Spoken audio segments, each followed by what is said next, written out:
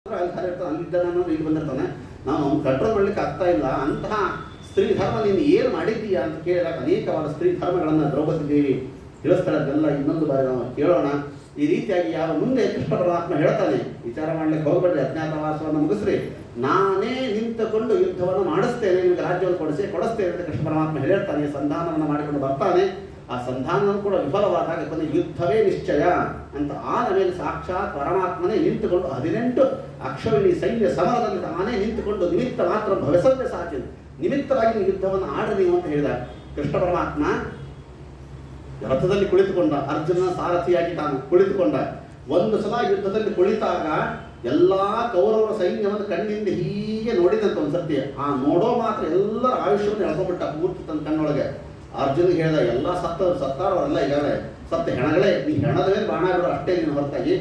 ಯಾಕೆಂದ್ರೆ ನಿನ್ ತತ್ವಗಳ ಉಪದೇಶ ಬೇಕಾಗಿತ್ತಲ್ಲಿ, ಗೀತಾ ಉಪದೇಶ ಆಗಬೇಕಾಗಿತ್ತು. ಅದಕ್ಕೋಸ್ಕರವಾಗಿ ಮೊದಲಿಗೆ ಹೋದಾಗ ಏನೋ ಆವೇಶ ಬಂತು ಇವರಿಗೆ, ಅರ್ಜುನಿಗೆ, ಹೇ ಕೃಷ್ಣ ರಥಸ್ಥಾಪಯ ರೇಚ್ಯುತ, ಯಾರ್ಯಾರು ನನ್ನ ಜೊತೆ ಯುದ್ಧ ಮಾಡ್ಲಿಕ್ಕೆ ಬಂದರಂತೆ ನೋಡ್ಕೊಂಡ್ಬಿಡ್ತದೆ, ಹೋಗಿ ನಿಲ್ಲಿಸೋತಂದ.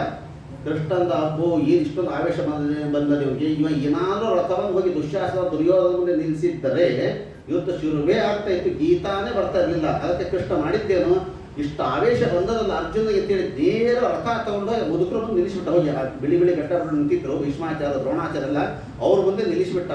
ಅವ್ರು ನೋಡಿದ ತಕ್ಷಣ ಮತ್ತೆ ದುಃಖ ಶುರುವಾಯ್ತು.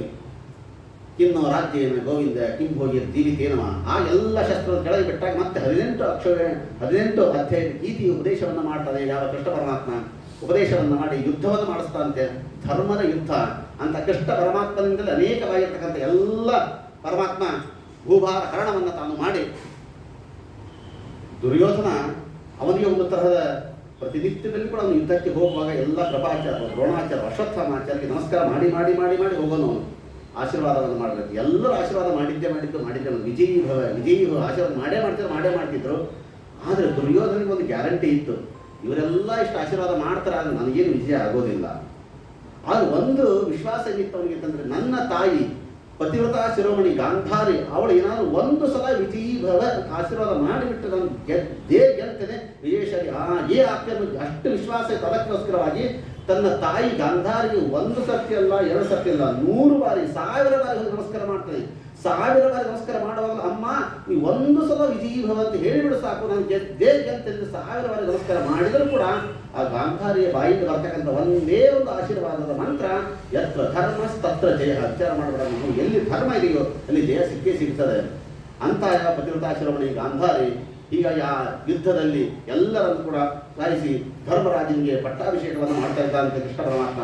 ಪಟ್ಟಾಭಿಷೇಕವನ್ನಾಗಿ ಮಾಡಿ ಮುಂದೆ ಕೃಷ್ಣ ಪರಮಾತ್ಮ ಪರೀಕ್ಷಿತ ರಾಜನನ್ನು ಕೂಡ ಅನುಗ್ರಹಿಸಿ ಅವನನ್ನು ಬದುಕಿಸಿ ದ್ವಾರಕಾಪಟ್ಟಣಕ್ಕೆ ಅಲ್ಲಿ ಬಂದು ಸೇರ್ತಾ ಇದ್ದಾರೆ. ಮುಂದೆ ದ್ವಾರಕಾಪಟ್ಟಣದಲ್ಲಿ ಸುಖವಾಗಿ ಕಾಲವನ್ನು ಕಳೀತಾ ಇದ್ದಾಗ ಅವನ ಬಾಲ್ಯ ಸ್ನೇಹಿತನಾಗಿರ್ತಕ್ಕಂಥ ಸುಧಾಮನ ಚರಿತ್ರೆ ತಿಳಿಸಿಕೊಡ್ತಾರೆ. ಮುಂದೆ ಅನೇಕ ಕಥೆಗಳು ಬರ್ತದೆ ಇಲ್ಲಿ, ಯಾವ ಪ್ರದ್ಯುಮ್ನ ಜನನ ಇರ್ಬೋದು, ಅನಿರ್ಧನ ಜನನ, ಉಷಾ ಜನನ, ಅವೆಲ್ಲ ಕೂಡ ಅನೇಕವಾಗಿರ್ತಕ್ಕಂಥ ಕಥೆಗಳನ್ನು ಒಳಗೊಂಡಿರ್ತಕ್ಕಂಥ ಶ್ರೀಮದ್ ಭಾಗವತ.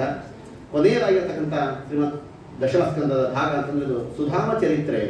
ಸುಧಾಮ ಚರಿತ್ರೆ ಬಾಲ್ಯ ಸ್ನೇಹಿತನಾಗಿರ್ತಕ್ಕಂತಹ ಸುಧಾಮ ಕೃಷ್ಣನಿಗೆ ಬಾಲ್ಯ ಸ್ನೇಹಿತ, ಕಡು ಬಡತನದಲ್ಲೇ ಬೆಳೆದವನಿವನು. ಗುಡಿಸಲು ಹರಕಲು ಪಂಚೆ ಹರಕಲು ಬಟ್ಟೆ ಇದರಲ್ಲೇ ಇದ್ದಂಥ ಸುಧಾಮ ಹೆಂಡತಿ ಹೇಳ್ತಾರಂತೆ, ಕೃಷ್ಣ ಇಷ್ಟು ಸ್ನೇಹಿತ ಅಂತ ನೀವು ಹೇಳ್ತಾ ಇದ್ದಾರೆ, ಯಾಕೆ ಅವನ ಹತ್ರ ಹೋಗಿ ಒಂದು ಸ್ವಲ್ಪ ಸಹಾಯವನ್ನು ಕೇಳಿಕೊಂಡು ಬರಬಾರದು, ಕೃಷ್ಣನ ಹತ್ರ ಹೋಗಬೇಕು ಅಂತಂದ್ರೆ ಏನಾದ್ರು ನಾವು ತೆಗೆದುಕೊಂಡು ಹೋಗಬೇಕಲ್ಲ ಅಂತ ಹೇಳಿ ಒಂದು ಹೊಲಸಾಗಿರತಕ್ಕಂಥ ಪಂಜ, ಹರಿದಿರ್ತಕ್ಕಂಥ ಗೋತ್ರ, ಅದರ ಒಳಗೆ ಏನೋ ಒಂದು ಮುಷ್ಟಿ ಅವಲಕ್ಕಿಯನ್ನು 3 ಮುಷ್ಟಿ ಅವಲಕ್ಕಿಯನ್ನು ಗಂಟು ಕಟ್ಟಿ ಕೊಡ್ತಾಳೆ. ಆ ಗಂಟನ್ನೇ ತನ್ನ ಹೆಗಲಲ್ಲಿ ಇಟ್ಟುಕೊಂಡು ಬರ್ತಾ ಇದ್ದಾನಂತೆ. ಬಗಲಲ್ಲಿ ನೋಡಿದ್ರೆ ಅವಲಕ್ಕಿ ಗಂಟು, ಮನಸ್ಸಿನಲ್ಲಿ ಮಾತ್ರ ಆ ಕೃಷ್ಣನ ನಂಟು. ಆ ಸುಧಾಮನಿಗೆ ಅರಮನೆಗೆ ಬಂದಾಗ ಯಾರು ಒಳಗಡೆ ಬಿಡಲಿಲ್ಲ. ಕೊನೆಗೆ ಕೃಷ್ಣನಿಗೆ ವಾರ್ತೆ ಬರ್ತದೆ, ಕೃಷ್ಣ ಹೀಗೆ ನಿನ್ನ ಬಾಲ್ಯ ಸ್ನೇಹಿತ ಸುಧಾಮ ಎಲ್ಲ ಈಗ ಸತ್ಯಭಾಮನ್ ಬಿಟ್ಟ, ರುಕ್ಮಿಣಿನ ಬಿಟ್ಟ, ಓಡೋಡಿ ಬಂದು ಅವನನ್ನು ಅಲಿಂಗನ ಮಾಡ್ಕೊಳ್ತಾ ಇದ್ದಂತೆ. ಕರೆದುಕೊಂಡು ಒಳಗೆ ಹೋದ, ಪನ್ನೀರಿಂದ ಸ್ನಾನವನ್ನು ಮಾಡಿಸಿದ, ಉತ್ತಮವಾದ ಆಸನದಲ್ಲಿ ಕೂಡಿಸಿದ, ಪಾದಪೂಜೆಯನ್ನು ಮಾಡಿದ, ಎಲ್ಲ ಬಾಲ್ಯ ನೆನಪುಗಳನ್ನೆಲ್ಲ ಮಾಡ್ಕೊಳ್ತಾ ಬಂದ. ಸಾಂದೀಪಿ ಋಷಿಗಳ ಆಶ್ರಮದಲ್ಲಿ ಬಾಲ್ಯದಲ್ಲಿ ಹೀಗಿದ್ದು ಎಲ್ಲವನ್ನ ನೆನಪು ಮಾಡಿಕೊಂಡ. ಪಂಚ ಪಕ್ವಾನ್ನವನ್ನೆಲ್ಲ ಬಗೆಯಾಗಿರ್ತಕ್ಕಂಥ ಸುವರ್ಣದ ಹರಿವಾಣದಲ್ಲಿ ಬಡಿಸಿದ. ಇದನ್ನೆಲ್ಲವನ್ನು ಮರೆತೇ ಹೋದಂತೆ ಯಾವ ಸುಧಾಮ. ಕೊನೆಗೆ ಮಂಚದ ಮೇಲೆ ಕುಳಿತಾಗ ಎಲ್ಲರೂ ಕೂತಿದ್ದಾರೆ, ರುಕ್ಮಿಣಿ, ಸತ್ಯಭಾಮ, ಕೃಷ್ಣ, ಸುಧಾಮ ಎಲ್ಲರೂ ಸೇರಿದಾಗ ಕೃಷ್ಣ ಕೇಳ್ತಾರೆ, ಹೇ ಸುಧಾಮ, ನನಗೋಸ್ಕರವಾಗಿ ಏನು ತಂದಿದ್ದೀಯಾ? ಅವನಿಗೆ ಇಷ್ಟು ನಾಚಿಕೆ ಆಯಿತು ಸುಧಾಮನಿಗೆ. ಈ ಬಂಗಾರದ ತಟ್ಟೆಯಲ್ಲಿ ಇಷ್ಟು ಕರೆದದ್ದು ಹೊರದದ್ದು ಇಷ್ಟೆಲ್ಲ ಇದ್ದಾಗ ನನ್ನ ಕಮಟ ಅವಲಕ್ಕಿನ ಕೃಷ್ಣ ಹೆಂಗೆ ಕೊಡೋದು ಅಂತ ಮುಚ್ಚಿಟ್ಕೊಳಿಕತ್ತವ. ಕೃಷ್ಣ ಅನ್ಕೊಂಡ ಏನೋ ಮುಚ್ಚಿಟ್ಕೊಳ್ತಾ ತೆಗಿ ಅಂತೇಳಿ ಆ ಗಂಟನ್ನು ಬಿಚ್ಚಿದಂತೆ. ಅದು ಗಂಟನ್ನ ಬಿಚ್ಚಿದ್ದು ಅವಲಕ್ಕಿ ಗಂಟನ್ನ ಬಿಚ್ಚಿದ್ದು ಸುಧಾಮನ ದಾರಿದ್ರ್ಯದ ಗಂಟನ್ನೇ ಬಿಚ್ಚಿಬಿಟ್ಟ ಅಂತ ಹೇಳಿದ್ರು. ಓ ಅವಲಕ್ಕಿ ಏನು ಪ್ರೀತಿ ಆಯಿತು ಅವಲಕ್ಕಿಯನ್ನು ಕಂಡಾಗ ಕೃಷ್ಣನಿಗೆ. ಒಂದು ಮುಷ್ಟಿನ ತಾನು ತಿಂದ, ಇನ್ನೊಂದು ಮುಷ್ಟಿ ತಿನ್ನಬೇಕು ಅಂತ ಹೋದ ರುಕ್ಮಿಣಿ ಪಟ್ಟದ ಕೈ ಹಿಡದಂತೆ. ಯಾಕೆ ಒಂದು ಮುಷ್ಟಿ ತಿಂದದ್ದಕ್ಕೆ ಇಷ್ಟು ಸಂಪತ್ತು ಕೊಡ್ತೀಯ, ಎರಡನೇ ಮುಷ್ಟಿ ಗಟ್ಟಿ ತಡ್ಕೊಳಕ್ಕೆ ಆಗಲ್ಲ, ನಮ್ಗೆ ಇಷ್ಟೇ ಸಾಕು ಅಂತ ರುಕ್ಮಿಣಿ ದೇವಿ ತಡದಂತವಳು. ಸತ್ಯಧರ್ಮರು ಹೇಳ್ತಾರೆ ಅದಕ್ಕೆ. ಯಾಕೆ ಹಾಗೆ ತಡದ್ಲು ಅಂತಂದ್ರೆ, ನಾವು ನೈವೇದ್ಯವನ್ನು ಮಾಡ್ತೀವಲ್ಲ ನಿತ್ಯದಲ್ಲಿ, ದೇವರಿಗೆ ನೈವೇದ್ಯವನ್ನು ಮಾಡಾಗ ಒಂದು ಅನ್ನದ ಪಾತ್ರೆಯನ್ನು ದೇವರ ಮುಂದೆ ಇಟ್ಟಿರ್ತೇವೆ. 3 ಭಾಗ ಆಗ್ತದೆ ಅದರಲ್ಲಿ. ಒಂದು ಸ್ವಾಚ್ಛ ರಸ, ಮೊದಲನೇ ಸ್ವಾಚ್ಛ ರಸವನ್ನು ದೇವರು ತಾನೇ ತಿಂತಾನಂತೆ. ಅದನ್ನ ತಾನೇ ಅನ್ನದ ರೂಪದಲ್ಲಿರ್ತಕ್ಕಂಥ ರಸ ತಾನು ತಿಂತಾನೆ.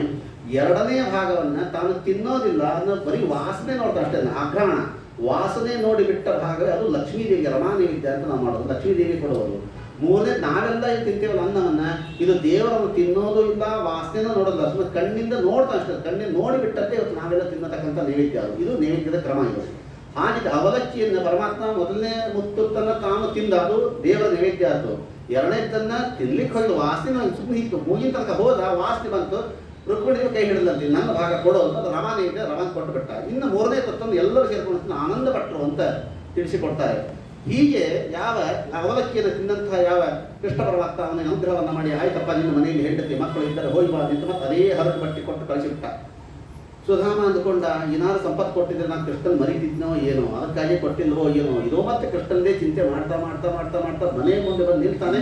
ಮನೆಯೇ ಸಿಗುತ್ತಾರೆ, ದೊಡ್ಡ ಅರಮನೆ. ಮತ್ತೆ ನೋಡಿದ್ರೆ ಸುಧಾಮ ಅಂದ್ಕೊಂಡ, ಇದೇನು ಮತ್ತೆ ಸುತ್ತೋದು ಮತ್ತೆ ನಾನು ಅರಮನೆ ದ್ವಾರಕಕ್ಕೆ ಬಂದ್ಬಿಟ್ಟ. ಈ ದೊಡ್ಡ ದೊಡ್ಡ ಊರುಗಳಲ್ಲಿ ರಿಂಗ್ ರೋಡ್ ಅಂತ ಬರ್ತಾವೆ, ಈ ಸುತ್ತೋಡು ಮತ್ತೆ ಅಲ್ಲೇ ಬಂದು ನಿಂತಿರ್ತಾವೆ ರಿಂಗ್ ರೋಡ್ನಾಗ. ಆ ಥರ ಏನೋ ರಿಂಗ್ ರೋಡ್ ಮಾಡಿರ್ತಾರೆ. ಮತ್ತೆ ದ್ವಾರಕಕ್ಕೆ ಮತ್ತೆ ಬಂದು ದ್ವಾರಕಕ್ಕೆ ನಿಂತಿದ್ದೀನಲ್ಲ ಅಂತ ಅವ್ರ ಹೆಂಡತಿ ಬಂದು ನಮಸ್ಕಾರ ಮಾಡ್ತಾ ಇದ್ದಾಳಂತೆ. ಎಲ್ಲ ವಿಚಾರವನ್ನು ತಿಳಿಸಿದಾಗ ಆನಂದವಾಗಿ ಕೃಷ್ಣ ಪರಮಾತ್ಮನ ಭಕ್ತರಾಗಿ ಅದ್ಯಾಪಿ ಪೂಜೆಯನ್ನು ಮಾಡ್ತಾ ಇರ್ತಾರಂತೆ. ಯಾವ ಸುಧಾಮ ಹಾಗೂ ಅವನ ಚರಿತ್ರೆಯನ್ನು ಇಲ್ಲಿ ಪದ್ಮಪುರಾಣದಲ್ಲಿ ಅನೇಕವಾದ ಕಥೆಗಳು ತಿಳಿಸಿಕೊಡ್ತಾರೆ. ಕೃಷ್ಣನ ಬಾಲ್ಯ ಸ್ನೇಹಿತ ಸುಧಾಮ ಅಂತ ನೀವು ಹೇಳ್ತೀರಿ. ಇಷ್ಟು ದಿವಸಗಳ ಇಷ್ಟು ವರ್ಷಗಳ ಕಾಲ ಯಾಕೆ ಅವನನ್ನು ಇಲ್ಲಿ ಉಪವಾಸ ಇಟ್ಟಿದ್ದ, ಬಡತನದಲ್ಲೇ ಇಟ್ಟಿದ್ದ ಅಂದರೆ, ಒಂದು ಸಲ ಇವರು ಕೃಷ್ಣ ಹಾಗೂ ಸುಧಾಮ ಬಾಲ್ಯ ಸ್ನೇಹಿತರು ಸಾಂದೀಪಿ ಋಷಿಗಳ ಆಶ್ರಮದಲ್ಲಿ ಅಧ್ಯಯನಕ್ಕೋಸ್ಕರವಾಗಿ ಇದ್ದವರು ಇವರೆಲ್ಲ. ಅಲ್ಲಿ ಅಧ್ಯಯನಕ್ಕೆ ಇದ್ದಾಗ ತುಳಸಿ ತರಬೇಕು, ಕಟ್ಟಿಗೆ ತರಬೇಕು, ಎಲ್ಲ ಗುರುಗಳ ಸೇವೆಯನ್ನು ಮಾಡಬೇಕಲ್ಲ. ಒಂದು ದಿವಸ ಬೆಳಿಗ್ಗೆ 6 ಗಂಟೆಗೆ ಎದ್ದು ಕೃಷ್ಣ ಸುಧಾಮ ಇಬ್ಬರು ಕಾಡಿಗೆ ಹೊರಟಂತೆ. ಹೊರಟಾಗ ಸಾಂದೀಪಿ ಋಷಿಗಳ ಹೆಂಡತಿ ಗುರುಪತ್ನಿ ಚಲೋ ಅವಲಕ್ಕಿ ಕಚ್ಚಿನ ಒಗ್ಗರಣೆ ಹಾಕಿ ಚಟ್ನಿ ಪುಡಿ ಮೆಂತೆ ಎಲ್ಲ ಹಾಕಿ ಚಲೋ ಅವಲಕ್ಕಿ ಕಲಿಸಿ ಒಂದು ಡಬ್ಬಿಯೊಳಗೆ ಹಾಕಿ ಈ ಸುಧಾಮಕ್ಕೆ ಕೊಟ್ಲಂತ ಮಾರಾಳ. ಸುಧಾಮ, ನೀವು ಹೋದೋ ಮಧ್ಯಾಹ್ನ ಬಿಸಿಲು ಹಸಿ ತರ್ಕೊಳಕ್ಕೆ ಆಗಲ್ಲ, ಹುಡುಗರು ನೀವೆಲ್ಲ ಹಸಿವಾದಾಗ ನೀನು ಕೃಷ್ಣ ಸೇರ್ಕೊಂಡು ತಿನ್ರಿ ಅಂತೇಳಿ ಡಬ್ಬಿ ಸುಧಾಮಕ್ಕೆ ಕೊಟ್ಬಿಟ್ಲಂತೆ. ಸರಿ ಆಯ್ತು ಅಂತ ಇಟ್ಕೊಂಡು ಇಬ್ಬರು ಕಾಡಿಗೆ ಹೋದ್ರು. ಕೃಷ್ಣ ಒಂದು ಕಡೆಗೆ ಕಡಿ ಕಡಿಲಿಕತ್ತಾನ, ಸುಧಾಮ ಇನ್ನೊಂದು ಕಡೆ ಕಡಿ ಕಡಿಲಿಕತ್ತಾನ. ಮಧ್ಯಾಹ್ನ 12 ಆಯ್ತು ನೋಡ್ರಿ, ಸುಧಾಮನಿಗೆ ಹಸಿ ಶುರುವಾಯ್ತು. ಬ್ರಾಹ್ಮಣ ಹಸಿ ಶುರುವಾದ ನೀತನಿಗೆ ಎಲ್ಲ ಕೆಲಸ ಕೆಟ್ಟೋಗ್ತದೆ. ಸುಧಾಮ ಅನ್ಕೊಂಡಂತೆ ಕೃಷ್ಣ ಎಲ್ಲೋ ದೂರದ ಕಡಿ ಕಡಿಲಿಕತ್ತಾನ, ಅವ್ನಿಗೆಲ್ಲರೂ ಅವನಿಗೆ ಕರೆದ ಬೆಣ್ಣೆ ಕೊಡ್ತಾರೆ, ಮೊಸರು ಕೊಡ್ತಾರೆ, ಹಾಲು ಕೊಡ್ತಾರೆ. ನಾ ಬಡ ಬ್ರಾಹ್ಮಣ, ನನ್ನ ಯಾರು ಕರೆದು ಕೊಡ್ತಾರೆ, ಕೃಷ್ಣನ ಏನಾದ್ರು ಮಾಡ್ಕೋತಂದ್ರೆ ಎಲ್ಲ ಹಿಡಿದು ಬಿಡ್ಬೇಕು, ಎಲ್ಲ ಅವಲಕ್ಕಿ ತಾನು ಒಬ್ಬನೇ ತಿಂದುಬಿಟ್ಟಿದ್ದಂತ ಅವನು. ಸುಧಾಮ ಕೃಷ್ಣನಿಗೆ ಗೊತ್ತಾಗದೇ ಇರ್ತದ ಪ್ರವಾದನೆ ಮಾಡ್ತೀವಿ. ಕೃಷ್ಣ ಅನ್ನಂತೆ, ಹೇ ಸುಧಾಮ, ನನ್ನನ್ನು ಬಿಟ್ಟು ನೀನು ಒಬ್ಬನೇ ಅವಲಕ್ಕಿ ತಿಂದಿದ್ದೀಯಲ್ಲ, ನೀನಾಗಿಯೇ ಅವಲಕ್ಕಿ ತಂದು ಕೊಡೋವರೆಗೂ ನಾನು ನಿನ್ನ ಸಂಪತ್ತು ಕೊಡಲ್ಲ ಅಂತ ಅವತ್ತೇ ಸಂಕಲ್ಪ ಮಾಡ್ತಿದ್ದ ಕೃಷ್ಣ ಪರಮಾತ್ಮ. ಈಗ ಅವಲಕ್ಕಿ ತಗೊಂಡು ಸುಧಾಮ ಬಂದರೂ ಕೊಡ್ಲಿಕ್ಕೆ ಮತ್ತು ನಾಚ್ಕೊಳ್ಲಿಕ್ಕತ್ತಾನ. ಕೃಷ್ಣ ಅಂದ, ನಿಮ್ಮ ಹಣೆ ಬರನೇ ಇಷ್ಟ, ಮನುಷ್ಯ ಹಣೆ ಬರ, ನಾನಾಗಿ ಕಿತ್ಕೊಳ್ಬೇಕಂದ್ರೆ ಅವನಾಗಿ ಕಿತ್ಕೊಂಡು ಅವನಾಗಿ ತಿಂದು ಅವನಾಗಿ ಸಂಪತ್ತು ಕೊಟ್ಟದ ಹೊರತಾಗಿ ಪರಮಾತ್ಮ ಇವತ್ತು ನಮ್ಗೆ ಏನಾದ್ರು ಸಂಪತ್ತು ಕೊಡಬೇಕು ಅಂತಾದರೆ ನಾವು ಏನೋ ಅವನಿಗೆ ಕೊಡ್ತೇವೆ, ನಾವು ಅವನು ಕೊಟ್ಟಿದ್ದಕ್ಕ ದೇವರನ್ನು ಕೊಟ್ಟ ಸರ್ವಥ ಇಲ್ಲ. ದೇವರ ತಾನಾಗಿಯೇ ನಮ್ಮನ್ನು ಇಸ್ಕೋಬೇಕು, ತಾನಾಗಿ ಸಂಪತ್ತನ್ನೇ ಕೊಡಬೇಕು. ಇದು ನಮಗೆ ನಿಮಗೆ ಅಲ್ಲ, ಲಕ್ಷ್ಮೀದೇವಿಗೂ ಕೂಡ ಇದೇ ಪರಿಸ್ಥಿತಿ ಅಂತ ಹೇಳ್ತಾರೆ. ಲಕ್ಷ್ಮೀದೇವಿಗೂ ಕೂಡ ರಾಮಾಯಣದಲ್ಲಿ ಹೇಳ್ತಾರೆ ಈ ಮಾತನ್ನ. ರಾಮಾಯಣದಲ್ಲಿ ಸೀತಾ ಸ್ವಯಂವರ ಆಯಿತು, ರಾಮ ಧನಸ್ಸನ್ನ ಭಂಗ ಮಾಡಿದ, ಎಲ್ಲರೂ ಸೇರಿ ಸೀತಾ ಕೈಗೆ ಮಾಲೆಯನ್ನು ಕೊಟ್ಟಂತೆ, ಹೋಗಿ ರಾಮನ ಕೊರಳಿಗೆ ಹಾಕು ಅಂತೇಳಿ. ಆಗ ವಯಸ್ಸು ಎಷ್ಟಿರ್ಬೋದು? ರಾಮನ ವಯಸ್ಸು 22, ಸೀತೆಯ ವಯಸ್ಸು 8 ವರ್ಷ ಭವೇತ್ತನೆ, 8 ವರ್ಷ ಇಷ್ಟೇ ಇಷ್ಟುಕೊಳ್ಳು. ನಮ್ಮ ಉತ್ತರಾದಿ ಮಠದಲ್ಲಿ ರಾಮ ಸೀತೆಯನ್ನು ನೋಡ್ತಿರಲ್ಲ ನೀವು, ರಾಮ ಇಷ್ಟೇ ಹತ್ರ ಇದ್ದಾನ, ಕರೆಕ್ಟಾಗಿ ಅವಳ ಸೊಂಟಕ್ಕೆ ಸೀತೆ ಬರ್ತಾಳೆ, ಕೈಯಲ್ಲಿ ಮಾಲೆ ಹಿಡ್ಕೊಂಡು ಬಂದಿದ್ದಾಳೆ, ಮುಂದೆ ನಿಂತಿದ್ದಾಳೆ. ರಾಮ ಕೆಳಗೆ ಬಗ್ಗತಾ ಇಲ್ಲ, ಈಕಿಗೆ ಎತ್ತಿ ಕುದಿಗೆ ಸಿಗ್ತಾ ಇಲ್ಲ. ಯಾರು ಸ್ಟೂಲ್ ತಂದು ಇಡ್ತಾರಂದ್ರೆ ಯಾರು ಸ್ಟೂಲ್ ತಂದು ಇಡ್ತಾ ಇಲ್ಲ, ಒಟ್ಟೆ ಮಾಲೆ ಹಾಕಲಿಕ್ಕೆ ಬರೋದಕ್ಕಿಗೆ ಸೀತಾದೇವಿಗೆ ಏನು ಎಲ್ಲ ನಿಂತು ರಾಮ ಹಾಗೆ ಶಟ ನಿಂತು ಬಿಟ್ಟಾನ ಅವಳಾಗೆ ಹಾರಿ ಹಾಕಲಿ ಅಂತ. ಇವ ಏರ್ತಾ ಇಲ್ಲ, ಈಕೆ ಸಿಗುತ್ತಾ ಇಲ್ಲ. ಇದು ಲಕ್ಷ್ಮಣನಿಗೆ ಗೊತ್ತಾಯ್ತಂತೆ. ಲಕ್ಷ್ಮಣ ಈ ನಮ್ಮ ಅತ್ತಿಗೆ ಬಹಳ ಸಂಕಟದಲ್ಲಿದ್ದ ಗೊತ್ತಾದಾಗ ಓಡಿ ಬಂದು ಅಣ್ಣನಿಗೆ ನಮಸ್ಕಾರ ಮಾಡಿದ. ರಾಮನಿಗೆ ಅಣ್ಣ ಅಂತ ಬಗ್ಗೆ ನಮಸ್ಕಾರ ಮಾಡಿದ. ಇವಾಗ ತಮ್ಮ ಅಂತ ಎಬ್ಬಸ್ಬೇಕು ಅಂತ ಬಗ್ಗಿದ ಪಟ್ಟತ್ರ ಮಾಲೆ ಹಾಕಿದಂತೀವಳು ಸೀತಾದೇವಿ. ಅಂದ್ರೆ ಲಕ್ಷ್ಮೀದೇವಿ ಹಣೆ ಬರೋದು ಇಷ್ಟೇ ಅದ. ಪರಮಾತ್ಮ ತಾನಾಗೆ ಮಾಲೆ ಹಾಕಿಸಿಕೊಂಡರೆ ನಾವು ಹಾಕ್ಲಿಕ್ಕೆ ಉಂಟೆ ಹೊರತಾಗಿ ನಾನೇ ದೇವರಿಗೆ ಇಷ್ಟಲ್ಲ ನಾನು ಮಾಲೆ ಹಾಕಿ ಇಷ್ಟ ಹೂ ತಂದು ಕೊಟ್ಟು ನಾನು ನನ್ನ ಮಾಲೆ ನನ್ನ ಅಲಂಕಾರ ನಂದೇ ಅಲಂಕಾರ ಏನೋ ಹಬ್ಬತ್ತಿಗೆ ಸೀತಾದೇವಿಯೇ ಗತಿ ಇಲ್ಲ. ಲಕ್ಷ್ಮೀದೇವಿಯೇ ಪರಮಾತ್ಮ ಹಾಕಿಸ್ಕೊಳ್ಬೇಕೆ ಹೊರತಾಗಿ ಇಂತಹ ಕೃಷ್ಣ ಪರಮಾತ್ಮಗೆ ನಾವು ಮಾಲೆ ಹಾಕಿದ್ವಿ ನಾವು ಕೊಟ್ಟು ಸರ್ವಥ ಅಲ್ಲ. ಸುಧಾಮನ ಗಂಟನ್ನು ತಾನೇ ಬಿಚ್ಚಿಕೊಂಡು ತಾನೇ ಅವಲಕ್ಕಿಯನ್ನು ತಿಂದು ತಾನೇ ಸಂಪತ್ತನ್ನು ಕೊಟ್ಟದ್ದು. ನಮಗೂ ಅದೇ ಪರಿಸ್ಥಿತಿ. ನಮ್ಮ ಕರ್ಮವನ್ನು ಪರಮಾತ್ಮ ತಾನೇ ತೆಗೆದುಕೊಂಡು ನಮಗೆ ಫಲವನ್ನು ಪರಮಾತ್ಮ ಕೊಡಬೇಕು. ಪರಮಾತ್ಮನಿಗೆ ಅತ್ಯಂತ ಪ್ರೀತಿಕರವಾದದ್ದು ಯಾವುದು ಅಂತಂದ್ರೆ ಅವಲಕ್ಕಿ ಬಹಳ ಪ್ರೀತಿಕರವಾದದ್ದು. ಆದರೆ ದೇವರು ಅವಲಕ್ಕಿ ಕೊಟ್ಟರೆ ಬಹಳ ಸಂತೋಷ ಪಡ್ತಾನಲ್ಲ, ನಾವು ಕೊಡ್ಬೋದಲ್ಲ. ಆದರೆ ಅವಲಕ್ಕಿಯನ್ನು ಕೊಡ್ರಿ, ದೇವರು ಅತ್ಯಂತ ಪ್ರೀತನಾಗ್ತಾನೆ. ಯಾವ ಅವಲಕ್ಕಿ ಕೊಡೋಣ ಇವತ್ತು ಬೇಕಾಷ್ಟು ಅವಲಕ್ಕಿಗಳಲ್ಲಿ ಪುಟ್ಟ ಅವಲಕ್ಕಿ ಇದೆ, ಕೆಟ್ಟ ಅವಲಕ್ಕಿ ಇದೆ, ಹಚ್ಚಿದ ಅವಲಕ್ಕಿ ಇದೆ, ತೊಯಿಸಿದ ಅವಲಕ್ಕಿ ಇದೆ, ಸೂಸಿದ ಅವಲಕ್ಕಿ, ಬೇಕಾದಷ್ಟು ಅವಲಕ್ಕಿಗಳವ. ಎಲ್ಲಾ ಥರದ ಅವಲಕ್ಕಿಯನ್ನು ನಾವು ದೇವರಿಗೆ ಕೊಡ್ತೀವಿ ಅಂತಂದ್ರೆ ಈ ಯಾವ ಅವಲಕ್ಕಿಯನ್ನು ದೇವರು ಮುಟ್ಟೋದಿಲ್ಲ. ಯಾವ ಅವಲಕ್ಕಿಯೂ ಬೇಕಾಗಿಲ್ಲ ದೇವರಿಗೆ. ಯಾವ ಅವಲಕ್ಕಿ ಬೇಕು ಅಂತಂದ್ರೆ ನಿಜವಾದ ಅವಲಕ್ಕಿ ಯಾವುದು ಗೊತ್ತಾ? ನೀವೆಲ್ಲ ಹಿರಿಯರೇ ಇದ್ದೀರಿ, ಅವಲಕ್ಕಿ ಹೆಂಗೆ ಮಾಡ್ತಾರೆ ತಮ್ಮ ನಿಮಗೆಲ್ಲ ಪ್ರಾಯ ಗೊತ್ತು. ನಿಮಗೆ ಅವಲಕ್ಕಿ ಅಂತಂದ್ರೆ ಭತ್ತ. ಆ ಭತ್ತವನ್ನು ನೆನೆಯಲ್ಲಿ ಇಡ್ತಾರೆ, ನೀರಲ್ಲಿ ನೆನೆ ಇಡ್ತಾರೆ. ಅದು ನೆಂದ ಮೇಲೆ ಅದನ್ನು ಬಾಂಡೆಯಲ್ಲಿ ಹಾಕಿ ಚೆನ್ನಾಗಿ ಹುರಿತಾರೆ. ಹುರಿದ ಮೇಲೆ ಅದನ್ನು ಒನಕೆಯನ್ನು ಹಾಕಿ ಕುಟ್ಟುತ್ತಾರೆ. ಕುಟ್ಟಿದ ಮೇಲೆ ಅದು ಏನು ಸಿಪ್ಪಿ ಸುರಿಯತ್ತಲ್ಲ, ಸುರಿದಾಗ ಒಳಗಿಂದ ಏನು ಬರುತ್ತಲ್ಲ, ಅದು ನಿಜವಾದ ಅವಲಕ್ಕಿ. ನಿಜವಾದ ಅವಲಕ್ಕಿ ಯಾವುದು ಗೊತ್ತಾ? ಈ ನಮ್ಮ ದೇಹವೇ ಈಗ ಒಂದು ಭತ್ತ. ಈ ದೇಹ ಇರತಕ್ಕಂಥ ಭತ್ತವನ್ನು ನಾವು ಮೊದಲಿಗೆ ನೀರಿನಲ್ಲಿ ನೆನೆ ಇಡಬೇಕು. ಯಾವ ನೀರಿನಲ್ಲಿ ಅಂತಂದ್ರೆ ತೀರ್ಥದಲ್ಲಿ ನೆನೆ ಇಡಬೇಕು. ಯಾವ ತೀರ್ಥ? ಮಧ್ವ ತೀರ್ಥ, ಮಧ್ವ ಶಾಸ್ತ್ರ. ಯಾವ ಶಾಸ್ತ್ರದಲ್ಲಿ ನೆನೆ ಇಡಬೇಕು. ಚೆನ್ನಾಗಿ ನೆಂದಾಗ ಭಕ್ತಿ ತನ್ನ ಬಾಂಡ್ಲೆಯಲ್ಲಿ ನಮ್ಮನ್ನು ಚೆನ್ನಾಗಿ ಹುರಿಬೇಕು. ಭಕ್ತಿಯನ್ನು ಬಾಂಡ್ಲೆಯಲ್ಲಿ ಹುರಿದಾಗ ವೈರಾಗ್ಯ ಎನ್ನುವ ಒಲಿಕೆಯಿಂದ ಚೆನ್ನಾಗಿ ಕುಟ್ಟಿದಾಗ ಲಿಂಗ ದೇಹ ತನ್ನ ಸಿಪ್ಪಿ ಸುಲಿದಾಗ ಏನು ಬರುತ್ತಲ್ಲ ಸ್ವಸ್ವ ಆನಂದ ಆವಿರ್ಭಾವ ಅವಲಕ್ಕಿ ಬರುತ್ತಲ್ಲ, ಇದನ್ನ ದೇವರಿಗೆ ಕೊಟ್ಟು ಪರಮಾತ್ಮನಿಗೆ ಮೋಕ್ಷ ಸುಧಾಮ, ತನ್ನ ಧಾಮವನ್ನೇ ಪರಮಾತ್ಮ ನಮಗೆ ಮೋಕ್ಷವನ್ನೇ ಪರಮಾತ್ಮ ನಮಗೆ ಕೊಡ್ತಾನೆ ಅನ್ನೋದನ್ನ ಸುಧಾಮ ತನ್ನ ಚರಿತ್ರೆಯಲ್ಲಿ ಕೃಷ್ಣ ಪರಮಾತ್ಮನ ಮೂಲಕವಾಗಿ ತಿಳಿಸಿಕೊಡ್ತಾ ಇದ್ದಾನೆ. ಈ ರೀತಿಯಾಗಿ ಸುಧಾಮನ ಚರಿತ್ರೆಯನ್ನು ತಿಳಿಸ್ತಾ ಮುಂದೆ ಕೃಷ್ಣ ಪರಮಾತ್ಮ ಕೊನೆಯದಾಗಿರ್ತಕ್ಕಂತಹ ಯಾವ ಒಂದು ಯಜ್ಞವನ್ನು ಮಾಡ್ತಾ ಇರುವಾಗ ಬ್ರಾಹ್ಮಣ ಮಗು ಸಾಯ್ತಾ ಇರ್ತಂತೆ. ಹೋಗಿ ಅವನ್ನ ರಕ್ಷಣೆ ಮಾಡಬೇಕಾಗಿತ್ತು. ಅರ್ಜುನ ಅಹಂಕಾರವಾಗಿ ನಾನು ಹೋಗಿ ಮಾಡ್ತೇನೆ, ಆಗಲಿಲ್ಲ. ಮತ್ತೆ ಕೃಷ್ಣ ಪರಮಾತ್ಮನೇ ಹೋಗಿ ಆ ಮಗುವಿನ ರಕ್ಷಣೆಯನ್ನು ಮಾಡಿ ಅವಭೃತ ಸ್ನಾನವನ್ನು ಮಾಡಿಕೊಂಡು ಬರುವಾಗ ದಂತವಕ್ರ ಬರ್ತಾನೆ. ಆ ದಂತವಕ್ರ ಸಂಹಾರವೂ ಕೂಡ ಅಲ್ಲಿ ನಡೀತಾ ಇದೆ. ಇದು ಕೊನೆಯದಾಗಿರ್ತಕ್ಕಂಥ ಸಂಹಾರ. ಮೊಟ್ಟ ಮೊದಲು ಮಾಡಿದ್ದು ಪೂತನ ಸಂಹಾರವನ್ನು ಆರಂಭ ಮಾಡಿಕೊಂಡು ದಂತವಕ್ರ ಸಂಹಾರದವರೆಗೂ ಕೂಡ ಅನೇಕವಾಗಿರ್ತಕ್ಕಂತಹ ಭೂಭಾರ ಹರಣವನ್ನು ಕೃಷ್ಣ ಪರಮಾತ್ಮ ಅಲ್ಲಿ ನಡೆಸಿಕೊಟ್ಟು ಇನ್ನು ಮುಂದೆ ಬ್ರಹ್ಮಾದಿ ದೇವತೆಗಳು ಬಂದರಂತೆ ಕೆಳಗಡೆಗೆ. ಏ ಭಗವಂತ, ನೀನು ಭೂಮಿಗೆ ಅವತಾರ ಮಾಡಬೇಕು ತಂದಾಗಲೂ ಕೂಡ ನಾವು ಬಂದು ಪ್ರಾರ್ಥನೆಯನ್ನು ಮಾಡಿಕೊಂಡಿವಿ. ಅದರಂತೆ ನೀನು ಬಂದು ಭೂಭಾರ ಹರಣವನ್ನು ಮಾಡಿದೆ, ಯುದ್ಧ ಆಯಿತು, ಎಲ್ಲರೂ ಕೂಡ ಹತರಾದರು. ಇನ್ನು ಮುಂದೆ ನೀನು ಮತ್ತೆ ಲೋಕಕ್ಕೆ ಬರಬೇಕು, ಪರಧಾಮಕ್ಕೆ ನೀನು ಬರಬೇಕು ಅಂತ ಕೇಳಿಕೊಳ್ತಾ ಇದ್ದಾರೆ. ಬ್ರಹ್ಮದೇವರು ಒಂದು ಮಾತು ಹೇಳ್ತಾರೆ, ನೀನು ಈಗಾಗಲೇ ಬಂದು 100 ವರ್ಷ 25 ಆಯಿತು ಅಂತ ಭಾಗವತ ಹೇಳಿಬಿಡ್ತು. 100 ವರ್ಷ 25 ಆಯಿತು ಅಂದರೆ ನಮಗನಿಸ್ತದೆ 125 ವರ್ಷವಾಯಿತು ಅಂತ ಬ್ರಹ್ಮದೇವರು ಹೇಳಿದ್ರು ಅಂತ ಅನಿಸ್ತದೆ. 125 ವರ್ಷವಾಗಿಲ್ಲ.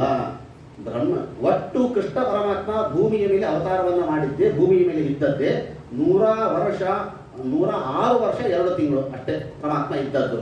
ಮತ್ತೆ 25 ಅಂತ ಹೇಳಿರಲ್ಲ ಅಂತಂದ್ರೆ ಶ್ರೀಮದ್ ಆಚಾರ್ಯ ಹೇಳ್ತಾರೆ 25 ಋತುಗಳಾಯಿತು ಅಂತ ಅರ್ಥ ಮಾಡ್ತಾರೆ. 100 ವರ್ಷ 25 ಋತುಗಳಾಗಿತ್ತಂತೆ. 25 ಋತುಗಳು ಅಂತಂದ್ರೆ 4 ವರ್ಷ 2 ತಿಂಗಳು ಆಗಿತ್ತು. ಯಾವಾಗ ಬ್ರಹ್ಮದೇವರು ಬಂದು ಪ್ರಾರ್ಥನೆ ಮಾಡಿಕೊಂಡು ಹೋದ್ರು ಆಗ ಬ್ರಹ್ಮದೇವರಿಗೆ ಪರಮಾತ್ಮ ಹೇಳ್ತಾ ಇದ್ದಾರೆ, ಇನ್ನು ಮುಂದೆ ಕಲಿಯುಗ ಬರ್ತಾ ಇದೆಯಪ್ಪ, ಆಲ್ರೆಡಿ ಕಲಿಯುಗ ಬಂದು ಆಗೋಗಿದೆ. ಕೃಷ್ಣ ಪರಮಾತ್ಮ ಭೂಮಿಯ ಮೇಲೆ ಇದ್ದಾನೆ ಅನ್ನೋದಕ್ಕೋಸ್ಕರವಾಗಿದ್ದು ತಡೆ ಹಿಡಿದಿದೆ ಅಷ್ಟೇ. ಯಾಕೆ ಇನ್ನು ಕೆಲವು ಎಲ್ಲ ಕಲಿಯುಗದ ಮತಿಗಳಿಗೆ ಅವರ ಉದ್ಧಾರಕ್ಕೋಸ್ಕರವಾಗಿ ಕೆಲವು ಉಪದೇಶಗಳನ್ನು ನಾನು ಮಾಡಿ ಬರಬೇಕು. ಇಷ್ಟರಲ್ಲಿ ಕಲಿಯುಗ ಬಂತು ಅಂತಂದ್ರೆ ಎಲ್ಲರ ಭೂಭಾರಹರಣವಾಗಿದೆ, ಎಲ್ಲರನ್ನು ನಾನು ಮೇಲೆ ಕಳಿಸಿಬಿಟ್ಟಿದ್ದೇನೆ. ಈಗಾಗಲೇ ನನ್ನ ಕೆಲವು ಬಂಧು ಬಾಂಧವರಿದ್ದಾರೆ, ಎಲ್ಲ ಯಾದವರಿದ್ದಾರಲ್ಲ, ಎಲ್ಲ ದೇವತೆಗಳೇ ಯಾದವರೆಲ್ಲ ಬಂದಾರಲ್ಲ, ಎಲ್ಲ ಯಾದವರನ್ನು ಕೂಡ ಕಳಿಸಿ ಕೊನೆಗೆ ನಾನು ಬರ್ತೇನೆ ಅಂತ ಹೇಳಿ ಬ್ರಹ್ಮದೇವರಿಗೆ ಹೇಳಿ ಕಳಿಸ್ತಾನೆ. ಮುಂದೆ ಇನ್ನು ಯಾದವರ ನಾಶಕ್ಕೋಸ್ಕರವಾಗಿ ಸಿದ್ಧ ಮಾಡ್ತಾ ಇದ್ದಾರಂತೆ. ಯಾದವರ ನಾಶಕ್ಕೋಸ್ಕರವಾಗಿ ಕೆಲವು ಕಾರಣಗಳನ್ನು ತಿಳಿಸಿಕೊಡ್ತಾರೆ. ಯುದ್ಧ ಎಲ್ಲ ಮುಗಿತಲ್ಲ, ಮಹಾಭಾರತ ಯುದ್ಧ ಮುಗಿದಾಗ ಗಾಂಧಾರಿಗೆ ಬಹಳ ಸಿಟ್ಟು ಬಂದಿತ್ತಂತೆ. ಬಹಳ ಸಿಟ್ಟು ಬಂದು ಒಳಗೆ ಕುದಿತಾ ಇದ್ದಂತೆ, ಎಲ್ಲಾರನ್ನ ಬಂದು ಹತರಾಗಿ ಹೋದ್ರಲ್ಲ ಅಂತ. ಕೃಷ್ಣ ಪರಮಾತ್ಮ ಓಡೋಡಿ ಬಂದಂತೆ ಗಾಂಧಾರಿ ಹತ್ರ ಬಂದದ್ದು ಮುಂದೆ ನಿಂತ್ಕೊಂಡ. ಯಾರು ಕಾಣ್ತಾ ಇರಲಿಲ್ಲ ಅವಳಿಗೆ, ಯಾರು? ನಾನು ಕೃಷ್ಣ. ಎಲ್ಲ ನಮ್ಮ ಅಣ್ಣ ತಮ್ಮಂದಿರು ಬಂಧು ಬಾಂಧವರು ಎಲ್ಲರೂ ಹತರಾಗಿ ಹೋಗುವುದಕ್ಕೆ ನೀನೇ ಕಾರಣ. ಎಲ್ಲ ಎಷ್ಟು ಸುಖವಾಗಿ ಅರ್ಜುನ ಎಂಥ ಯುದ್ಧನೇ ಬೇಡ ಪುರಾಣ ಕೇಳ್ಕೊಂಡು ಸನ್ಯಾಸಿ ಆಗ್ತದೆ ಅಂತ ಕೂತಿದ್ದ, ಮತ್ತೊಂದು 18 ಅಧ್ಯಾಯ ಉಪದೇಶವನ್ನು ಮಾಡಿ ಯುದ್ಧ ಮಾಡಿಸಿ ಎಲ್ಲ ಬಂಧು ಬಾಂಧವರನ್ನು ನೀನಾಗಿ ಕೊಲಿಸಿದೆಯಲ್ಲ. ಹೆಂಗೆ ನಿನ್ನಿಂದ ಎಲ್ಲ ನಮ್ಮ ಬಾಂಧವರು ಹತರಾದರು, ಅದೇ ರೀತಿಯಾಗಿ ಎಲ್ಲ ನಿಮ್ಮ ಯಾದವರು ಕೂಡ ಪರಸ್ಪರವಾಗಿ ಹೊಡೆದಾಡ್ಕೊಂಡು ಸಾಯಿ ಅಂತೇಳಿ ಗಾಂಧಾರಿ ಶಾಪ ಕೊಟ್ಬಿಡ್ಲಂತೆ ಯಾವ ಕೃಷ್ಣನಿಗೆ. ಗಾಂಧಾರಿಯ ಶಾಪ ಏನು ಕೃಷ್ಣನಿಗೆ ತಗೊಳ್ಳೇಬೇಕು ಅಂತಿರಲಿಲ್ಲ, ಆದರೂ ತಗೊಂಡಂತ ಕೃಷ್ಣ ಪರಮಾತ್ಮ. ಯಾಕೆ ಯಾದವರನ್ನು ಕಳಿಸಬೇಕಾಗಿತ್ತು, ತಾನು ಕೂಡ ಆ ಶಾಪವನ್ನು ತೆಗೆದುಕೊಂಡು ಕೃಷ್ಣ ಪರಮಾತ್ಮ ಹೇಳ್ತಾನೆ, ಈ ಶಾಪವನ್ನು ಎಲ್ಲಿ ಪಾಂಡವರಿಗೆ ಕೊಡ್ತೀಯೋ ಅನ್ನೋ ಭಯ ಇತ್ತಮ್ಮ, ನನಗೆ ಕೊಟ್ಟಿಲ್ಲ. ಪಾಂಡವರಿಗೆ ಶಾಪ ಬಿಡವ, ಇರೋದೇ 5 ಮಂದಿ ಅಣ್ಣ ತಮ್ಮಂದಿರು, ಅವರು ಸುಖವಾಗಿರಲಿ, ಮಮ ಪ್ರಾಣಾಹಿ ಪಾಂಡವ, ಈ ಶಾಪವನ್ನು ನಾನು ತೆಗೆದುಕೊಳ್ತೇನೆ ಅಂತೇಳಿ ಆ ಶಾಪವನ್ನು ತಾನು ತೆಗೆದುಕೊಂಡ. ಇದೇ ಯಾದವರ ಶಾಪಕ್ಕೆ, ಯಾದವರ ನಾಶಕ್ಕೆ ಕಾರಣವಾಗ್ತದೆ. ಒಂದು ಸಲ ಯಾವ ದ್ವಾರಕಾಪಟ್ಟಣದಲ್ಲಿ ಅನೇಕ ಎಲ್ಲ ಯಾದವರು ಸೇರಿದಾಗ ಕೆಲವು ಋಷಿಗಳು ಬರ್ತಾರೆ ಆ ದ್ವಾರಕಾಪಟ್ಟಣಕ್ಕೆ. ಅಲ್ಲಿ ಎಲ್ಲ ಯಾದವರಿಗೂ ಏನೋ ಒಂದು ತರಹದ ದೊಡ್ಡವರನ್ನು ಪರೀಕ್ಷೆ ಮಾಡೋಣ ಅಂತ ಒಂದು ಕೆಟ್ಟ ಬುದ್ಧಿ ಬಂತು.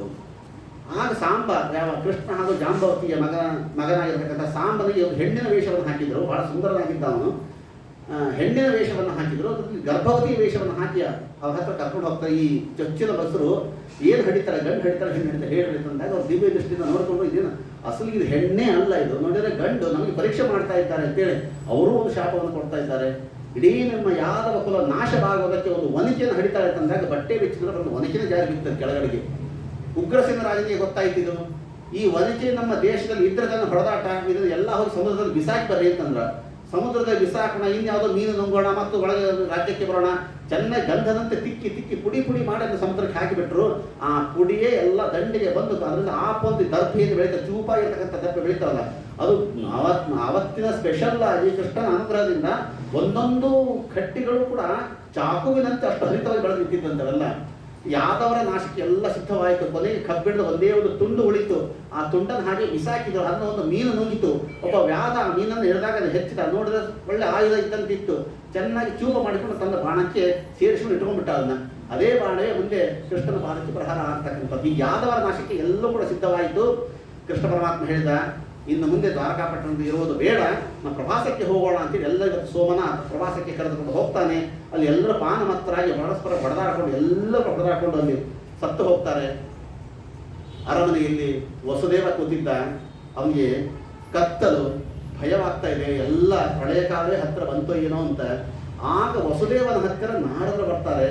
ಆಗ ವಸುದೇವ ನಾರದರಿಗೆ ಕೇಳ್ತಂತೆ, ಹೇ ನಾರದರೆ, ಯಾವುದಾದ್ರೂ ತತ್ವಗಳ ಉಪದೇಶವನ್ನು ಮಾಡಬೇಕು ಅಂತಂದಾಗ ನಾರದ ಹೇಳಿದ್ರೆ, ನಾನು ಏನಪ್ಪ ಉಪದೇಶವನ್ನು ಮಾಡಲಿ, ನಿನ್ನ ಮಗನೇ ಸಾಕ್ಷಾತ್ ಭಗವಂತ, ಎಲ್ಲ ಕಡೆ ಕೂಡ ಪರಮಾತ್ಮ ಉಪದೇಶವನ್ನು ಮಾಡೇ ಮಾಡ್ತಾನೆ. ಆದ್ರೆ ನೀನು ಇವತ್ತು ನನ್ನಿಂದ ಉಪದೇಶ ಪಡ್ಕೊಳ್ಬೇಕು ಅಂತ ಹೇಳ್ತಾ ಇದ್ದೀಯಲ್ಲ, ನಾನು ನಿನಗೆ ಉಪದೇಶವನ್ನು ಮಾಡುವುದಲ್ಲ, ಹಿಂದೆ ನಿಮಿರಾಜನಿಗೆ ಜಾಯಂತಿಯರು ಯಾವ ಉಪದೇಶವನ್ನು ಮಾಡಿದ್ದಾರೋ, ಜಾಯಂತಿ ಉಪಾಖ್ಯಾನ ಅಂತ ಯಾವ ಉಪದೇಶವನ್ನು ಮಾಡಿದ್ದಾರೋ ಅದೇ ಉಪದೇಶವನ್ನು ನಿನಗೆ ಮಾಡ್ತೇನೆ. ನಿಮಿರಾಜ ಯಜ್ಞವನ್ನು ಮಾಡ್ತಾ ಇದ್ದ, ಅಲ್ಲಿ ಜಾಯಂತಿಯರು ಬರ್ತಾರೆ. ಜಾಯಂತಿಯರು ಅಂದರೆ ಯಾರಿವರು ಅಂದರೆ, ಈ ಹಿಂದೆ ಪಂಚಮಸ್ಕಂದದಲ್ಲಿ ನೀವು ಕೇಳಿದ್ರಲ್ಲ, ಪ್ರಿಯವ್ರತನ ವಂಶದಲ್ಲಿ ಬಂದವರು. ಪ್ರಿಯವ್ರತನ ಮಗನ ಅಗರಿತ್ರ, ಅವನ ಮಗನೇ ನಾಭಿಯ ಮಗನೇ ಮೇರುವಿನಲ್ಲಿಯೇ ಸಾಕ್ಷಾತ್ ಪರಮಾತ್ಮ ಅವತಾರ ಮಾಡಿ ಬರ್ತವನು ವೃಷಭ ನಾಮಕ ಪರಮಾತ್ಮ. ವೃಷಭದಿಯ ಒಟ್ಟು ಒಂದು 100 ಜನ ಮಕ್ಕಳಾಗಿ ಬಂದಿದ್ದರು. ಹಿರಿಯ ಮಗನೇ ಭರತ ಚಕ್ರವರ್ತಿ. ಇನ್ನು 99 ಜನರು 9 ಜನರು ನವದ್ವೀಪಕ್ಕೆ ಅಧಿಪತಿಗಳಾಗಿ ಅವರು ಹೋಗಿಬಿಡ್ತಾರೆ. ಇನ್ನು ಇರತಕ್ಕಂಥ 90 ಜನರಲ್ಲಿ 81 ಜನ ಅವರ ಕರ್ಮದಲ್ಲಿ ಆಸಕ್ತರಾಗಿ ಬ್ರಾಹ್ಮಣರಾಗಿ ಬಿಡ್ತಾರೆ. ಇನ್ನು ಉಳಿದ 9 ಜನರೇ ಅವರೇ ಜಾಯಂತಿಯರು. ಅವರು ಅವಧೂತರಾಗಿ ಊರ್ಧ್ವ ರೇತಸ್ಕರಾಗಿ ತತ್ವಗಳ ಉಪದೇಶವನ್ನು ಮಾಡ್ತಾ ಸಂಚಾರ ಮಾಡ್ತಾ ಹೊರಟು ಬಿಡ್ತಾರೆ. ಅವರನ್ನೇ ಜಾಯಂತಿಯರು ಅಂತ ಹೇಳ್ತಾರೆ. ಅವರೇ ಒಟ್ಟು 9 ಜನ. ಕವಿ, ಹರಿ, ಅಂತರಿಕ್ಷ, ಪ್ರಬುದ್ಧ, ವಿಫಲಾಯನ, ಅವಿರ್ಹೋತ್ರ, ಧ್ರುಮಿಲ, ಚಮಸ, ಕರಭಾಜನ ಅಂತ ಒಟ್ಟು 9 ಜನರ ಕಥೆಯನ್ನ ಜಾಯಂತಿಯ ವ್ಯಾಖ್ಯಾನ ಅಂತ ತಿಳಿಸಿಕೊಡ್ತಾರೆ. ಅವರು ಬಂದಾಗ ಒಬ್ಬೊಬ್ಬರಿಗೆ ಒಂದೊಂದು ಪ್ರಶ್ನೆಯನ್ನ ನಿಮಿರಾಜ ಮಾಡ್ತಾರೆ. ಒಂದೊಂದು ಅದ್ಭುತವಾದ ಉತ್ತರವನ್ನು ಇವರು ಕೊಡ್ತಾ ಬರ್ತಾರೆ. ಕವಿ ಅವನಿಗೆ ಹೇಳ್ತಾರಂತೆ, ಭಾಗವತ ಧರ್ಮಗಳು ಅಂತಂದ್ರೆ ಯಾವತ್ತು ಭಾಗವತ ಧರ್ಮಗಳ ಉಪದೇಶವನ್ನು ಮಾಡಬೇಕು ಅಂತಂದಾಗ ಅನೇಕವಾದ ಮಾತುಗಳನ್ನು ಕೂಡ ತಿಳಿಸಿಕೊಡ್ತಾರೆ. ಅದನ್ನು ಪ್ರಧಾನವಾಗಿರತಕ್ಕಂತಹ ಶ್ಲೋಕ ಇದು. ಕಾಯೇನ ವಾಚ ಮನಸ್ಸೇಂದ್ರ ಏರ್ವ ಬುದ್ಧ್ಯಾತ್ಮನಾವ ಅಮೃತ ಸ್ವಭಾವ ಕರೋಮಿ ಯದ್ಯತ್ ಸಕಲಂ ಪರಸ್ಮೈ ನಾರಾಯಣ ಸಮರ್ಪ ಏತತ್.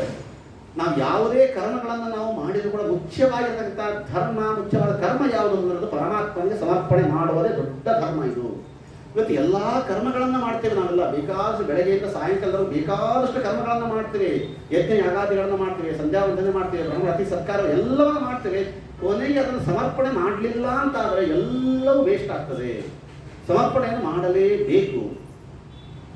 ವಿದ್ಯಾರ್ಥಿ ಎಕ್ಸಾಮಲ್ಲಿ ಕುತ್ಕೊಂಡು ಎಲ್ಲ ಪ್ರಶ್ನೆ ಕೂಡ ಆನ್ಸರ್ ಬರೆದು ಎಲ್ಲ ಚೆನ್ನಾಗಿ ಬರೆದ್ಬಿಟ್ಟು, ಅಯ್ಯೋ ಇಷ್ಟೆಲ್ಲ ಕಷ್ಟಪಟ್ಟು ಓದಿದ್ದು ನಾನು, ಬರೆದದ್ದು ನಾನು, ಇದನ್ನ ಯಾಕೆ ನಾವು ಸುಪ್ರೀಂ ಕೊಡಬೇಕು ಅಂದರೆ ಮನೆಗೆ ವಾಪಸ್ ತಂದುಬಿಟ್ರೆ ಅಂತ ಪೇಪರ್ ಹೆಂಗಿರ್ತದೆ, ಎಷ್ಟು ಮಾರ್ಕಸ್ ಬರ್ಬೋದು ಅವನಿಗೆ. ಹಾಗಿದೆ ನಮ್ಮ ಪರಿಸ್ಥಿತಿ ಇವತ್ತು. ಎಷ್ಟೆಲ್ಲ ಕಷ್ಟಪಡ್ತೀವಿ, ಧರ್ಮಕರ್ಮವನ್ನು ಮಾಡ್ತೀವಿ, ಕೊನೆಗೆ ನಾವು ಅದನ್ನು ದೇವರಿಗೆ ಸಮರ್ಪಣೆ ಮಾಡೋದ್ರಲ್ಲಿ ಹಿಂಜರಿತೇವೆ. ಎಲ್ಲ ಕಾಯ ವಾಚ ಮನಸ್ಸ ಎಲ್ಲವನ್ನೂ ಸಮರ್ಪಣೆ ಮಾಡಬೇಕು ಅನ್ನೋದನ್ನು ಕವಿ ತಿಳಿಸಿಕೊಡ್ತಾ ಇದ್ದಾರೆ. ಸಮರ್ಪಣೆ ಭಾವದಲ್ಲಿ ಒಂದು ತತ್ವವನ್ನು ನಾವು ತಿಳಿದುಕೊಳ್ಬೇಕು. ಕೆಲವರು ಹೇಳ್ತಾರೆ ಸಮರ್ಪಣಾ ಅಂತಂದರೆ ಏನು, ಇದು ಕವಿ ಜಯಂತಿ ಹೇಳ್ತಕ್ಕಂಥ ಮಾತು. ಸಮರ್ಪಣೆದಲ್ಲಿ ಇವತ್ತು ಎಲ್ಲ ಕರ್ಮಗಳನ್ನು ದೇವರೇ ನಮ್ಮ ಕೈಯಿಂದ ಮಾಡಿಸ್ತಾರಲ್ವ. ಒಳ್ಳೆ ಕರ್ಮನೂ ದೇವರೇ ಮಾಡಿಸ್ತಾನೆ, ಕೆಟ್ಟ ಕರ್ಮನೂ ದೇವರೇ ಮಾಡಿಸ್ತಾನೆ. ಆದರೆ ಎಲ್ಲವನ್ನೂ ನಾವು ದೇವರಿಗೆ ಸಮರ್ಪಣೆ ಮಾಡಬೇಕಾ ಅಂತಂದರೆ ಸರ್ವಥಾ ಮಾಡಬಾರದು ಅಂತ ಹೇಳ್ತಾರೆ. ಎಲ್ಲ ಕರ್ಮಗಳನ್ನು ದೇವರಿಗೆ ಸಮರ್ಪಣೆ ಮಾಡಬಹುದು. ಒಳ್ಳೆ ಕರ್ಮಗಳನ್ನು ಮಾತ್ರ ಮಾಡಬೇಕೇ ಹೊರತಾಗಿ ಕೆಟ್ಟ ಕರ್ಮಗಳನ್ನು ಸರ್ವಥಾ ಸಮರ್ಪಣೆ ಮಾಡಬಾರದು. ಧರ್ಮರಾಜ ಒಂದು ಸರ್ತಿ ಹಾಗೆ ಹೇಳಿ ಯುದ್ಧ ಎಲ್ಲ ಅನ್ಕೊಂಡ ಮೇಲೆ ಕೃಷ್ಣ ಹೇಳ್ದ, ಇಷ್ಟೆಲ್ಲ ಪಾಪ ಕರ್ಮವನ್ನು ನೀನೇ ನನ್ನಿಂದ ಮಾಡಿಸಿದೆ ಅಂತ ಹೇಳ್ಬಿಟ್ಟ ಅವನು. ಕೃಷ್ಣ ಹೇಳ್ದ, ನಾ ಮಾಡಿಸಿದ್ದೇನಲ್ಲ, ಹಾಗಾದ್ರೆ ನನಗೆ ಸಮರ್ಪಣೆ ಮಾಡು ಅಂತಂದ. ನೀವು ಮಾಡ್ಲಿಕ್ಕೆ ಹೊರಬಿಟ್ಟಿದ್ದ. ಭೀಮ ಬಂದು ಹೇಳ್ತಾನೆ, ಎಲ್ಲಿಟ್ಟು ಬುದ್ಧಿಯನ್ನ ಸಮರ್ಪಣೆ ಮಾಡ್ಲಿಕ್ಕೆ ಹೋಗಬೇಡ. ಯಾಕೆ ಅಂತಂದ್ರೆ ದೇವರದೊಂದು ದೇವ ಸ್ವಭಾವ ಗೊತ್ತಾ, ಯಥೋ ದತ್ತ ಅನಂತಕಂ. ನಾವು ಏನು ದೇವರಿಗೆ ಕೊಡ್ತೀವೋ ಅದನ್ನೇ ಅನಂತ ಮಾಡಿ ವಾಪಸ್ ನಮಗೆ ಕೊಡ್ತಾನೆ. ಅವನು ಒಂದು ಮುಷ್ಟಿ ಅಕ್ಕಿ ಕೊಡ್ತೀರಾ, ಒಂದು ಚೀಲ ಅಕ್ಕಿ ನಮಗೆ ಕೊಡ್ತಾನೆ. 100 ರೂಪಾಯಿ ಕೊಡ್ತೀರಾ, ವಾಪಸ್ 1000 ರೂಪಾಯಿ ನಮಗೆ ಕೊಡ್ತಾನೆ. ನಾವು ಮಾಡೋದೇ ಅಲ್ಪ ಸ್ವಲ್ಪ ಪಾಪಕರ್ಮ. ಆ ಪಾಪಕರ್ಮವನ್ನು ದೇವರಿಗೆ ಕೊಟ್ಟರೆ ಅನಂತ ಪಾಪವನ್ನು ಮತ್ತೆ ವಾಪಸ್ ನಮಗೆ ಕೊಡ್ತಾನೆ. ನಾವು ಪಾಪಕರ್ಮ ಸಮರ್ಪಣೆ ಮಾಡ್ಲಿಕ್ಕೆ ಹೋಗಬೇಡಪ್ಪ, ಪುಣ್ಯಕರ್ಮ ಸಮರ್ಪಣೆಯನ್ನು ಮಾತ್ರ ನಾವು ಮಾಡಬೇಕು. ಜಗನ್ನಾಥದಾಸರು ಕೆಲವು ಕಡೆ ಹೇಳ್ತಾರಲ್ಲ, ಪಾಪ ಪುಣ್ಯಗಳ ಅರ್ಪಿಸಿ ಅವನಡೆಗೆ, ಪಾಪ ಪುಣ್ಯ ಏನು ಎಲ್ಲ ಅರ್ಪಿಸೋದು ಹೇಳ್ಬಿಡ್ತಾರಲ್ಲ ಅಂತಂದ್ರೆ ಅದಕ್ಕೆ ಅರ್ಪಣೆ ನಿಜ. ಅರ್ಪಣೆಯ ವಿಭಾಗಗಳು ಬೇರೆ ಬೇರೆ ರೀತಿಯಾಗಿದೆ, ರೀತಿ ಬೇರೆ ರೀತಿಯಾಗಿದೆ. ಪುಣ್ಯಕರ್ಮವನ್ನು ಮಾಡ್ತೇವೆ, ಪಾಪಕರ್ಮಗಳನ್ನು ಮಾಡ್ತೇವೆ. ಪುಣ್ಯಕರ್ಮದ ಸಮರ್ಪಣೆ ಹೇಗೆ? ವಿಷ್ಣು ಪ್ರೇರಣೆಯ ವಿಷ್ಣು ಪ್ರೀತ್ಯರ್ಥ. ನಿನ್ನ ಪ್ರೇರಣೆಯಿಂದ ಮಾಡಿದ್ದೇನೆ, ನಿನ್ನ ಪ್ರೀತಿಗಾಗಿ ಮಾಡ್ತಾ ಇದ್ದೀನಿ, ಇದರಿಂದ ನೀನು ಪ್ರೀತನಾಗು, ಕೃಷ್ಣಾರ್ಪಣ. ಪೂರ್ಣ ಸಮರ್ಪಣೆ ಮಾಡಲೇಬೇಕಲ್ಲಿ. ಒಳ್ಳೆಯ ಕರ್ಮಗಳು ಪುಣ್ಯಕರ್ಮಗಳನ್ನು ಮಾತ್ರ. ಅದೇ ಪಾಪಕರ್ಮದ ಸಮರ್ಪಣೆ ಹಾಗಲ್ಲ. ಏ ಭಗವಂತ, ನನ್ನ ಪ್ರಾರಬ್ಧ ಕರ್ಮಕ್ಕನುಸಾರವಾಗಿ ಪಾಪಕರ್ಮವನ್ನು ಮಾಡಿಸಿದ್ದೀಯಾ, ಮುಂದೆ ಇನ್ನಿಂಥ ಕರ್ಮವನ್ನು ಮಾಡಿಸಬೇಡ ಅಂತ ಕೇಳಿಕೊಳ್ಳುವುದೇ ಅದು ಪಾಪಕರ್ಮದ ಸಮರ್ಪಣೆ. ಹೊರತ ಎರಡನ್ನು ಒಂದೇ ರೀತಿಯಾಗಿ ಮಾಡುವುದು ಅಲ್ಲ. ಒಂದು ಉದಾಹರಣೆ ಹೇಳಿರ್ತೇನೆ ನನಗೆ. ನೀವೆಲ್ಲ ಇವತ್ತು ಅನೇಕ ಕಾರ್ಯಕ್ರಮಗಳಿಗೆ ಹೋಗ್ತಿರಲ್ವ, ನೀವು ಮದುವೆಗೆ ಹೋಗ್ತೀರಿ, ಉಪನಯನಕ್ಕೆ ಹೋಗ್ತೀರಿ, ಗೃಹ ಪ್ರವೇಶ, ಇನ್ನು ಸತ್ಯನಾರಾಯಣ ಪೂಜೆ, ಪುನಶ್ಚರಣ, ಅನೇಕ ಒಳ್ಳೊಳ್ಳೆ ಕಾರ್ಯಕ್ರಮಕ್ಕೆ ಹೋಗ್ತಿರಲ್ಲ.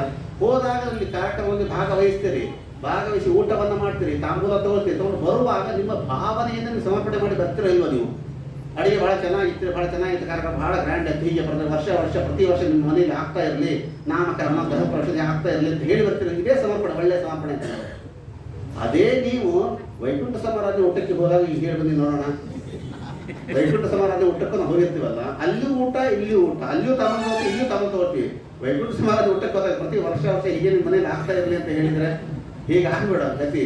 ಹಾಗಿದೆ ನಾವು ಪಾಪ ಕರ್ಮದ ಸಮರ್ಪಣೆ ಅಂತಂದ್ರೆ ವೈಕುಂಠ ಸಮಾರಾಧನೆಗೆ ಹೋದಾಗ ಪ್ರತಿ ವರ್ಷ ಹೀಗೆ ಆಗಲಿ ಅಂತ ಹೇಳಿ ಸಮರ್ಪಣೆ ಮಾಡಿದಂಗೆ ಆಗುತ್ತೆ.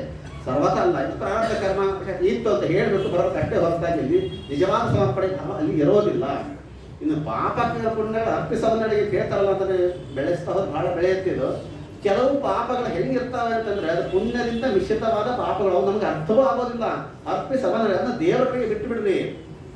ಕೆಲವು ಸುಮ್ಮನೆ ಉದಾಹರಣೆ ಹೇಳ್ತೀನಿ. ಒಬ್ಬ 8-10 ವರ್ಷದ ಹುಡುಗ ಇದು ಸ್ವಾಮಿಗಳ ಪ್ರವಚನ ಕೇಳಿರ್ತಾನೆ. ಕೇಳಿದಾಗ ಅಮ್ಮ ನಾನು ಇವತ್ತು ಏಕಾದಶಿ ಉಪವಾಸ ಮಾಡ್ತೇನೆ ಅಂತ ಬಂದು ಹೇಳ್ತಾನೆ. ಬೈತಾಳವಳು, ಚಿಕ್ಕ ಹುಡುಗಿದ್ವಿ, ಏನು ಸುಮ್ಮನೆ ಅವಲಕ್ಕಿ ತಿನ್ನು, ಹಣ್ಣು ತಿನ್ನು ಅಂತ ಏನೋ ಬೈತಾಳವಳು. ಇಲ್ಲ ನಾನು ಸ್ವಾಮಿ ಹೇಳಿದ್ರೆ ಮಾಡೇ ಮಾಡಿ. ಏಕಾದಶಿ ಬಂತು, ಹಠ ಬಿತ್ತು, ಇವನು ಉಪವಾಸ ಮಾಡಿಬಿಟ್ಟ. ಜೊತೆ ಪಾರಣೆನೂ ಆಯಿತು. ಆದಮೇಲೆ ಅಲ್ಲಿ ಚಿತ್ರಗುಪ್ತರು ಯಮಧರ್ಮ ದೊಡ್ಡ ಸಮಸ್ಯೆ ಆಯಿತು. ಈ ಹುಡುಗ ಏಕಾದಶಿ ಉಪವಾಸ ಮಾಡ್ಯಾನ, ಹೀಗಾಗಿ ಪುಣ್ಯ ಕೊಟ್ಬಿಟ್ಟ. ಆದರೆ ಮಾತೃದೇವೋ ಭವ ವೇದ ಹೇಳ್ತದೆ, ತಾಯಿಯೇ ದೇವರದ, ತಾಯಿ ಮಾತನ್ನು ಮೀರಬಾರದು ಅಂತ ಹೇಳ್ತದೆ. ಇದು ತಾಯಿ ಮಾತು ಮೀರ್ಯಾನಲ್ಲ ಇವನು. ತಾಯಿ ಮಾತು ಮೀರಿದ್ದಕ್ಕೆ ಇವನಿಗೆ ಪಾಪ ಕೊಡಬೇಕಾ, ಪುಣ್ಯ ಕೊಡಬೇಕಾ? ದೊಡ್ಡ ಸಮಸ್ಯೆ ಬರೋದಿದು. ಇಂತಹ ಏನು ಪಾಪಗಳ ಅವಲ್ಲ, ಅರ್ಪಿಸವನಡಿಗೆ ದೇವರ ಕಡೆ ಬಿಟ್ಟು ಬಿಡಿ, ದೇವರು ನೋಡ್ಕೊಳ್ತಾನೆ ಅಷ್ಟೇ ಹೊರತಾಗಿ ಪಾಪ ಪುಣ್ಯ ಅರ್ಪಿಸವನಡಿಗೆ ಹೊರತಾಗಿ ಅದು ಪಾಪನ ಪುಣ್ಯನ ನಮಗೆ ಅರ್ಥವಾಗೋದಿಲ್ಲ. ಅದಕ್ಕೋಸ್ಕರ ಅಂತ ನಾವು ಮಾಡುವ ಸಕಲ ಸತ್ಕರ್ಮಗಳ ಸಮರ್ಪಣೆ ಹೇಳ್ತಾರೆ ಹೊರತಾಗಿ ಪಾಪಕರ್ಮಗಳನ್ನು ಮಾಡಲೇಬಾರದು. ಮಾಡಿದ್ರೆ ಸಮರ್ಪಣೆ ಸರ್ವತ ದೇವರಿಗೆ ಮಾಡಬಾರದು. ಕಾಯಿನ ವಾಚ ಮನಸ್ಸಿನ ನೇರವಾಗಿ ಇದನ್ನ ಕವಿ ಎಂಬತಕ್ಕಂತಹ ಇವರು ನಮಗೆ ತಿಳಿಸಿಕೊಡ್ತಾರೆ. ಕವಿ, ಹರಿ, ಅಂತರಿಕ್ಷ, ಪ್ರಬುದ್ಧ, ಪಿಪ್ಪಲಾಯನ, ಅವಿರೋತ್ರ, ಧ್ರುವಿದ, ಚಮಸಕ, ಭಾಜನರು ಒಬ್ಬರು ಭಾಗವತ ಧರ್ಮ ಹೇಳಿದರು, ಒಬ್ಬರು ಭಾಗವತ ಲಕ್ಷಣ ಹೇಳಿದರು. ಪರಮಾತ್ಮನ ಆಯಾ ಯುಗದ ವರ್ಣಗಳನ್ನು ತಿಳಿಸಿಕೊಟ್ಟರು. ಎಲ್ಲರೂ ಅನೇಕವಾದ ಅದ್ಭುತ ತತ್ವಗಳನ್ನು ತಿಳಿಸಿ ಯಾವ ನಾರದರು ಅವನಿಗೆ ಜಾಯಂತಿ ಉಪಾಖ್ಯಾನವನ್ನು ಮಾಡಿ ನಿಂತು ಹೊರಟು ಹೋಗ್ತಾರೆ. ಮುಂದೆ ಕೃಷ್ಣ ಪರಮಾತ್ಮ ಇನ್ನು ಮುಂದೆ ತಾನು ಪರಂಧಾಮಕ್ಕೆ ಹೊರಡಬೇಕಾಗಿದೆ. ಹೊರಡುವುದಕ್ಕಿಂತ ಮುಂಚೆ ಕಲಿಯುಗದ ಜನರಿಗೆ ತತ್ವ ಉಪದೇಶಕ್ಕೋಸ್ಕರವಾಗಿ ಉದ್ಧವನನ್ನ ಹೇಳಿ ಕಳಿಸ್ತಾನೆ. ಉದ್ಧವ ಬರ್ತಾನೆ ಕೃಷ್ಣನ ಹತ್ರ. ಕೃಷ್ಣ ಕುಳಿತಿದ್ದ. ಉದ್ಧವನು ಸಾಷ್ಟಾಂಗ ನಮಸ್ಕಾರವನ್ನು ಮಾಡಿದ. ನೋಡಪ್ಪ ಉದ್ಧವ, ನಾನು ನಿನಗೆ ತತ್ವಗಳ ಉಪದೇಶವನ್ನು ಮಾಡಿ ನಾನು ಪರಂಧಾಮಕ್ಕೆ ಹೊರಡ್ತೇನೆ. ನೀನು ಇಲ್ಲಿಂದ ಉಪದೇಶವನ್ನು ಪಡೆದುಕೊಂಡು ಬದರಿಕಾಶ್ರಮಕ್ಕೆ ಹೋಗು. ಬದರಿಯಿಂದಲೇ ಹರಿದು ಬರಬೇಕು ತತ್ವಜ್ಞಾನ. ಇವತ್ತು ಬದರಿಯಿಂದಲೇ ಹರಿದು ಬಂದದ್ದು ಗಂಗೆ, ಬದರಿಯಿಂದಲೇ ಹರಿದು ಬರುವುದು ಜ್ಞಾನ ಗಂಗೆಗಳು ಅಲ್ಲಿಂದಲೇ ಬರಬೇಕು ಅಂತ ಹೇಳಿ ಅವನಿಗೆ ಅದ್ಭುತವಾದ ಉಪದೇಶವನ್ನು ಮಾಡಿದಾಗ ಕಣ್ಣೀರು ಇಡ್ತಾ ಇದ್ದಂತೆ ಯಾವ ಉದ್ಧವ, ಮಹಾ ಭಗವದ್ಭಕ್ತ ಉದ್ಧವ, ಬೃಹಸ್ಪತಿಯ ಅವತಾರ. ಉದ್ಧವರು ಒಂದು ಮಾತು ಹೇಳ್ತಾರೆ, ಅಯ್ಯೋ ಬಹುಕ್ತಸ್ತ್ರ ಗಂಧ ವಾಸೋಲಂಕಾರ ಚರ್ಚಿತ ಉಚ್ಚಿಷ್ಟ ಭೋಜನಮೋ ದಾಸ ತವ ಮಾಯಾಂಚೇಮಹಿ. ಹೇ ಭಗವಂತ, ಇಷ್ಟು ದಿವಸ ನಾವು ಹೇಗೆ ಬದುಕ್ತಾ ಇದ್ವಿ ಅಂತಂದ್ರೆ, ನೀನು ಉಂಡು ಬಿಟ್ಟದ್ದು, ನೀನು ಉಟ್ಟು ಕೊಟ್ಟದ್ದು, ನಿನ್ನ ಎಂಜಲವನ್ನೇ ನಾನು ಪರಮ ಪ್ರಸಾದ ತಂದುಕೊಂಡು ನಾವು ಜೀವನವನ್ನೇ ಗೆದ್ದಂತಹ ನಾವು ಇವತ್ತು ನೀನು ಈ ಭೂಲೋಕವನ್ನು ಬಿಟ್ಟು ಹೋಗ್ತೀಯ, ಪರಂಧಾಮಕ್ಕೆ ಹೋಗ್ತೀಯ. ಈ ಭೂಮಿಯಲ್ಲಿ ನೀನು ಕಾಣಿಸಿದ್ದಂತೆ ಅವ್ಯಕ್ತ ನಾಟ್ಯ ಅಂತಂದ್ರೆ ಇನ್ನು ಭೂಮಿಯ ಗತಿ ಏನು? ಧರ್ಮಕ್ಕಂ ಶರಣಂ ಗತಃ. ಧರ್ಮ ಅಂತನ್ನೋದ್ರಿಂದ ಯಾರನ್ನ ಶರಣ ಹೊಂದಬೇಕು ಅಂತಂದಾಗ ಅದಕ್ಕೋಸ್ಕರವಾಗಿ ಪರಮಾತ್ಮ ನಾನು ಒಂದು ರೂಪದಿಂದ ಭಾಗವತದಲ್ಲಿಯೇ ಇರ್ತೇನೆ, ಭಾಗವತ ತತ್ವಗಳೇ ನಮ್ಮ ಧರ್ಮದಿಂದ ಆಚರಿಸಬೇಕು ಅಂತ ಹೇಳೋದಕ್ಕೋಸ್ಕರ ಅನೇಕವಾದ ಏಕಾದಶ ಸ್ಕಂದ ಅಂತಂದ್ರೆ ಇದು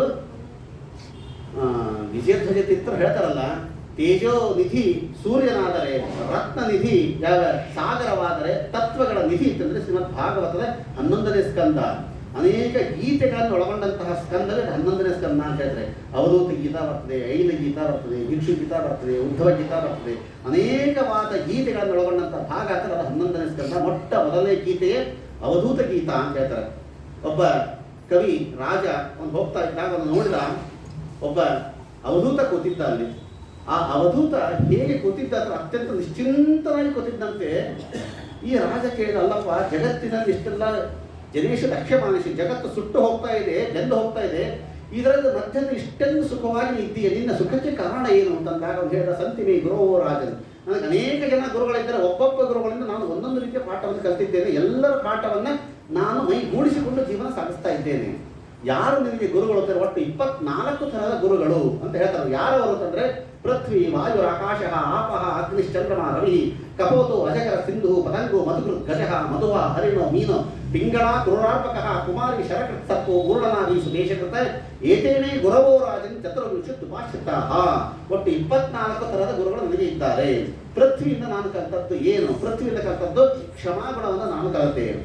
ಭೂಮಿ ನಾವು ಇವತ್ತು ಏನೇನು ಹೊಲಸಿರಬೇಕು ಎಲ್ಲ ಭೂಮಿ ಮೇಲೆ ಭೂಮಿಯನ್ನು ನಾವು ತುಳಿತೇವೆ, ಉಗುಳ್ತೇವೆ, ಮಲಮೂತ್ರವನ್ನು ಮಾಡ್ತೇವೆ, ಎಷ್ಟು ಒದಿತೇವೆ, ಓಡಾಡ್ತೇವೆ ಇದರ ಮೇಲೆ.